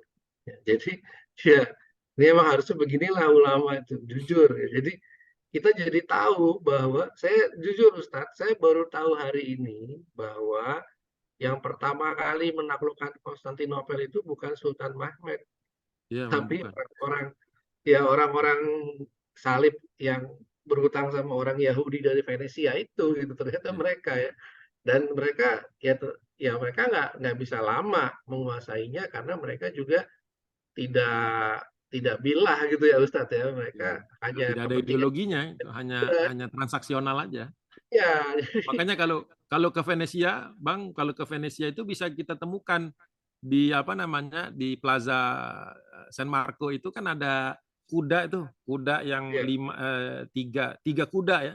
itu aslinya punya kota Konstantinopel, itu dirampas tuh, dijarah itu. Jadi kalau mau tahu seperti apa kehebatan atau kemegahan kota Konstantinopel, Anda harus ke Venesia. Lihat Itu juga itu. sekaligus memberitahu bahwa ini loh dulu Iya. yang menjarah. Karena ada juga yang karena miskin bacaan, jadi wah ini hancur ini gara-gara kaum muslimin loh. Kan tadi sudah disebutkan sama Tursun Bey, waktu kami masuk ke dalam kota Konstantinopel, nggak ada megah-megahnya. Itu gerejanya aja udah hampir rubuh kata dia. Makanya Sultan Mehmed mengeluarkan dari koceknya sendiri untuk memperbaiki gereja-gereja yang mau rubuh itu. Gitu. Jadi itu jarang diangkat. Pokoknya yang difokusin, yang dinyinyirin ya Hagia Sophia aja gitu. Karena itu yang lebih ini ya, lebih menarik untuk digibah gitu. Wallahu Nah, a'lam. baik. Ini Ustadz, sebelum kita tutup ini ada terakhir ini ya, ada pertanyaan terkait hadis ya. Kalau hadis itu saya yakin ya itu betul lah ya, karena hadis nggak nggak mungkin Rasulullah itu membohongi kita gitu ya. Jadi Hmm. pertanyaannya ini dari Widya angkatan 92. Ya. Apa ada hadis diriwayatkan oleh Sahih Bukhari, Ahmad dan Al-Hakim bahwa Nabi Muhammad SAW bersabda bahwa Konstantinopel akan jatuh di tangan seorang pemimpin yang sebaik-baik pemimpin, tentaranya sebaik-baik tentara, dan rakyatnya sebaik-baik rakyat. Nah, pertanyaannya ada dua. Yang pertama itu hadis benar apa enggak? Udah pasti benar lah. Yang kedua, nah ini yang sebaik-baik pemimpin, sebaik-baik tentara, dan sebaik-baik rakyat ini kayak gimana sih sebetulnya? Ya, Ya ya, terkait ya. hadis itu, Ustaz. Ya. Ini Tadi terkait tuh zaman kita sekarang nih. iya. Tadi kan di awal slide tadi sudah bahkan itu yang pertama kali saya bacakan yaitu latuf tahan al Kustantinia fala ni'mal amir amiruha wa la ni'mal jais dalikal jais. Bahwa yang disebut sebaik-baik pemimpin dan sebaik-baik pasukan itu ya yang berhasil membebaskan Konstantinopel gitu. Nah, tetapi kalau kita mau bahas lebih jauh lagi bahwa membebaskan itu kan ada tata caranya, ada etikanya ibaratnya itu. Kalau perang itu ada etika perang, ada ini SOP-nya lah, ada bagaimana. Makanya Sultan Mehmed itu setelah 29 Mei 1453 itu, setelah kota itu secara resmi menyerah, itu sebagian besar pasukan itu dihalau keluar. Karena Mehmed tahu lah, kadang-kadang kalau sudah euforia kemenangan ini suka ada pelanggaran terhadap syariat ya. Maka beliau juga tahu bahwa pasukannya tidak semuanya soleh.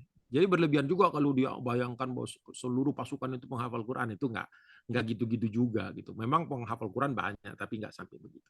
Makanya ada 3 hari di mana kota itu dikosongkan dulu dari seluruh pasukan Turki kecuali yang sudah dipilih oleh Mehmed untuk menjaga ketertiban. Karena ya mohon maaf ini pasukan Turki ini kan berlapis-lapis. Ada yang sudah lama, ada yang baru ikut. Ya mungkin aja ada yang mendompleng dan walaupun sudah dilakukan praseleksi ya.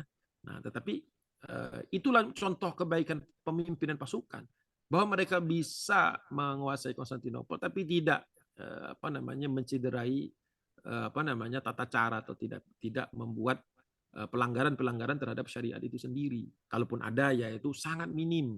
Ya kalau dibandingkan dengan misalnya Romawi atau Bizantium atau Persia itu kan membabat habis, tidak ada aturan lagi, pokoknya yang menang the winner takes all lah istilahnya gitu kan, suka-suka dia lah, mau perkosa lah, mau apa. Nah di zaman Turki ya relatif itu terjaga sehingga bahkan rumah-rumah orang itu tidak dijarah gitu. Itu yang disebut dengan fala ni'mal jais, fala ni'mal amir amiruha wala ni'mal jais dalikal jais itu artinya kebaikan dari pasukan itu tercermin dari bagaimana akhlaknya mereka ketika Allah berikan kemenangan. Kan idza jaa nasrullahi wal fath wa ra'aitan nasa yadkhuluna fi dinillahi afwaja. Jadi kemenangan itu sebenarnya dalam rangka agar orang itu pada masuk Islam gitu. Tapi tidak dengan tekanan, tidak dengan pemaksaan. Karena kan la ikraha fid din, tidak ada pemaksaan dalam agama. Tidak boleh orang dipaksa dengan pedang agar masuk Islam, nggak pernah. Tapi tujuan kita itu kemudian berperanglah atau berdakwahlah semuanya agar mudah orang itu menerima kebenaran. Karena ada manusia yang kalau dia menang, wah dia sombong. Tapi ketika dia kalah, mulai dia humble. Ketika humble itu orang lebih mudah untuk didakwahi. Jadi begitu. Jadi walaupun kejadiannya setelah perang, kadang-kadang suka diasosiasikan bahwa oh ini dipaksa. Padahal tidak. Karena banyak orang yang setelah kalah perang itu barulah dia sadar bahwa sesungguhnya selama ini dia keliru. Nah disitulah treatment yang baik, treatment yang adil itulah semakin mengokohkan lagi ya bahwa sebenarnya yang menang ini ternyata tidak seburuk yang disangka atau propaganda. Kan banyak juga yang mau propaganda, awas kalau Turki menang nanti begini begini begini. Ternyata mereka lihat sendiri tidak ada yang seperti diomongkan buruk-buruk itu. Nah, disitulah titik baiknya ketika kita kemudian berdakwah dalam posisi yang kita superior. Ya. Jadi memang perlu umat Islam itu perlu superior, perlu baik, perlu profesional, macam-macam. Jadi semua itu yang kebaikan itu harus ada pada kita. Karena ada manusia yang melihatnya itu sebagai salah satu bentuk kebenaran gitu. Ya kalau umat Islamnya misalnya miskin lah, compang-camping lah, tidak cerdas lah, ya orang kan lihat ya lihat tuh, yang Islamnya begitu gitu. Masa kita mau masuk agama ini terus jadi bodoh, jadi miskin. Jadi ya sekali lagi bahwa kaya miskin, pintar dan kurang pintar itu kan semua juga bagian dari ketetapan Allah. Tetapi kita wajib berikhtiar untuk menampilkan Islam itu dalam kondisi yang paling prima ya, yang bisa kita lakukan. Jadi jangan sampai kita menjadi apa namanya al-Islamu mahjubun lil muslimin, itu Islam itu justru tertutup kebaikannya karena kebodohan umatnya. Jadi jangan sampai kita karena bodohnya kita, jahilnya kita terhadap Islam, justru menjadi bukan faktor dakwah tapi diddu dakwah gitu, membuat orang Hambat. jadi malas, terhambat orang malas gitu ngeliat Islam ya yang begini gitu. Makanya wajib bagi kita untuk memperbaiki diri kita setiap saat kan. Hasibu anfusakum qabla an tuhasabu, kata Umar ya. Sering-seringlah mengevaluasi diri supaya kalian itu ya ketika berjalan, ketika berbicara, ketika berpikir, ketika menulis, ketika ngomong, ketika beretika, ketika bermasyarakat itu memberikan gambaran yang paling baik. Dari situ saja sudah berdakwah tanpa ngomong, gitu kan? Kedudukan kita, kebiasaan kita, sikap kita, pandangan kita, karya kita. Jadi situ wala ni'mal jais. Jadi bukan hanya pasukan terbaik yang canggih apa namanya strateginya, tapi bagaimana bisa mengontrol diri ketika menang. Itu yang lebih berat kan. Kalau perang kan memang udah kerjaan tentara gitu kan. Tapi ketika bisa nggak dia nahan diri ketika menang? Yang harusnya dia bisa membantai, waktunya bisa dia menjarah, tapi dia bisa menahan diri apa karena perintah seorang komandannya gitu kan. Itu menunjukkan kemuliaan mereka. Wallahu a'lam. Baik, luar biasa nih Ustadz ya. Jadi jelas buat kita ya, dan terima kasih sekali. Ini yang saya suka nih kalau bahasan dari Ustadz Agung ya. Kalau di Masjid Bintaro juga gitu. Jadi karena beliau ini jujur itu ya, tablik. Jadi menyampaikan, disampaikan aja gitu apa yang benar ya seperti itu apa adanya gitu ya. Nah, saya pikir sudah mau jam 10 ya, mungkin semua punya agenda berikutnya, masuk Ustadz Agung juga pas ya, insya Allah ada kegiatan lain. Saya cuma hanya minta tolong kepada rekan-rekan ini panitia ya. Jadi mohon dijadwalkan lagi nih untuk Ustadz Agung untuk kita membahas Palestina, Ustadz. Mohon izin Ustadz ya, mau ya Ustadz ya ngebahas Palestina ya. Ini lagi rame nih sekarang nih. Nanti kita atur waktunya lah kapan gitu ya. Ya Piko ya, tolong ya Piko. Siap, siap. Ustadz Agung juga sibuk soalnya, jadi tolong dicarilah waktunya nanti. Demikian, mari kita sama-sama tutup ya dengan membaca hamdalah dan doa kafaratul majlis. Terima kasih Ustadz Agung atas waktu dan kesempatan yang diberikan. Ya, alhamdulillahirabbil alamin. Subhanakallahumma asyhadu an la ilaha illa anta astaghfiruka wa atubu ilaihi. Sampai bertemu lagi dalam kesempatan berikutnya. Assalamualaikum warahmatullahi wabarakatuh. Waalaikumsalam. Waalaikumsalam. Waalaikumsalam warahmatullahi Waalaikumsalam Ibu, terima warahmatullahi kasih banyak, wabarakatuh. Ustaz. Assalamualaikum warahmatullahi wabarakatuh. Terima kasih Pak Ustadz, Pak Faisal, Pak Piko, dan lain-lain. Tanani. Izin ya. Assalamualaikum. Ya, monggo. Terima kasih. Assalamualaikum. Waalaikumsalam. Waalaikumsalam. Ya, Izin silakan. live ya. Terima kasih Luar semuanya. biasa. Makasih Bang Assalamualaikum Faisal, keren Bang warahmatullahi Faisal. wabarakatuh. Yo, terima kasih Yo, semuanya. Widya, makasih. Assalamualaikum. Saya pamit ya. Yo, makasih Pamit Bang. ya. Yo, Yo, sama-sama assalamualaikum. pamit.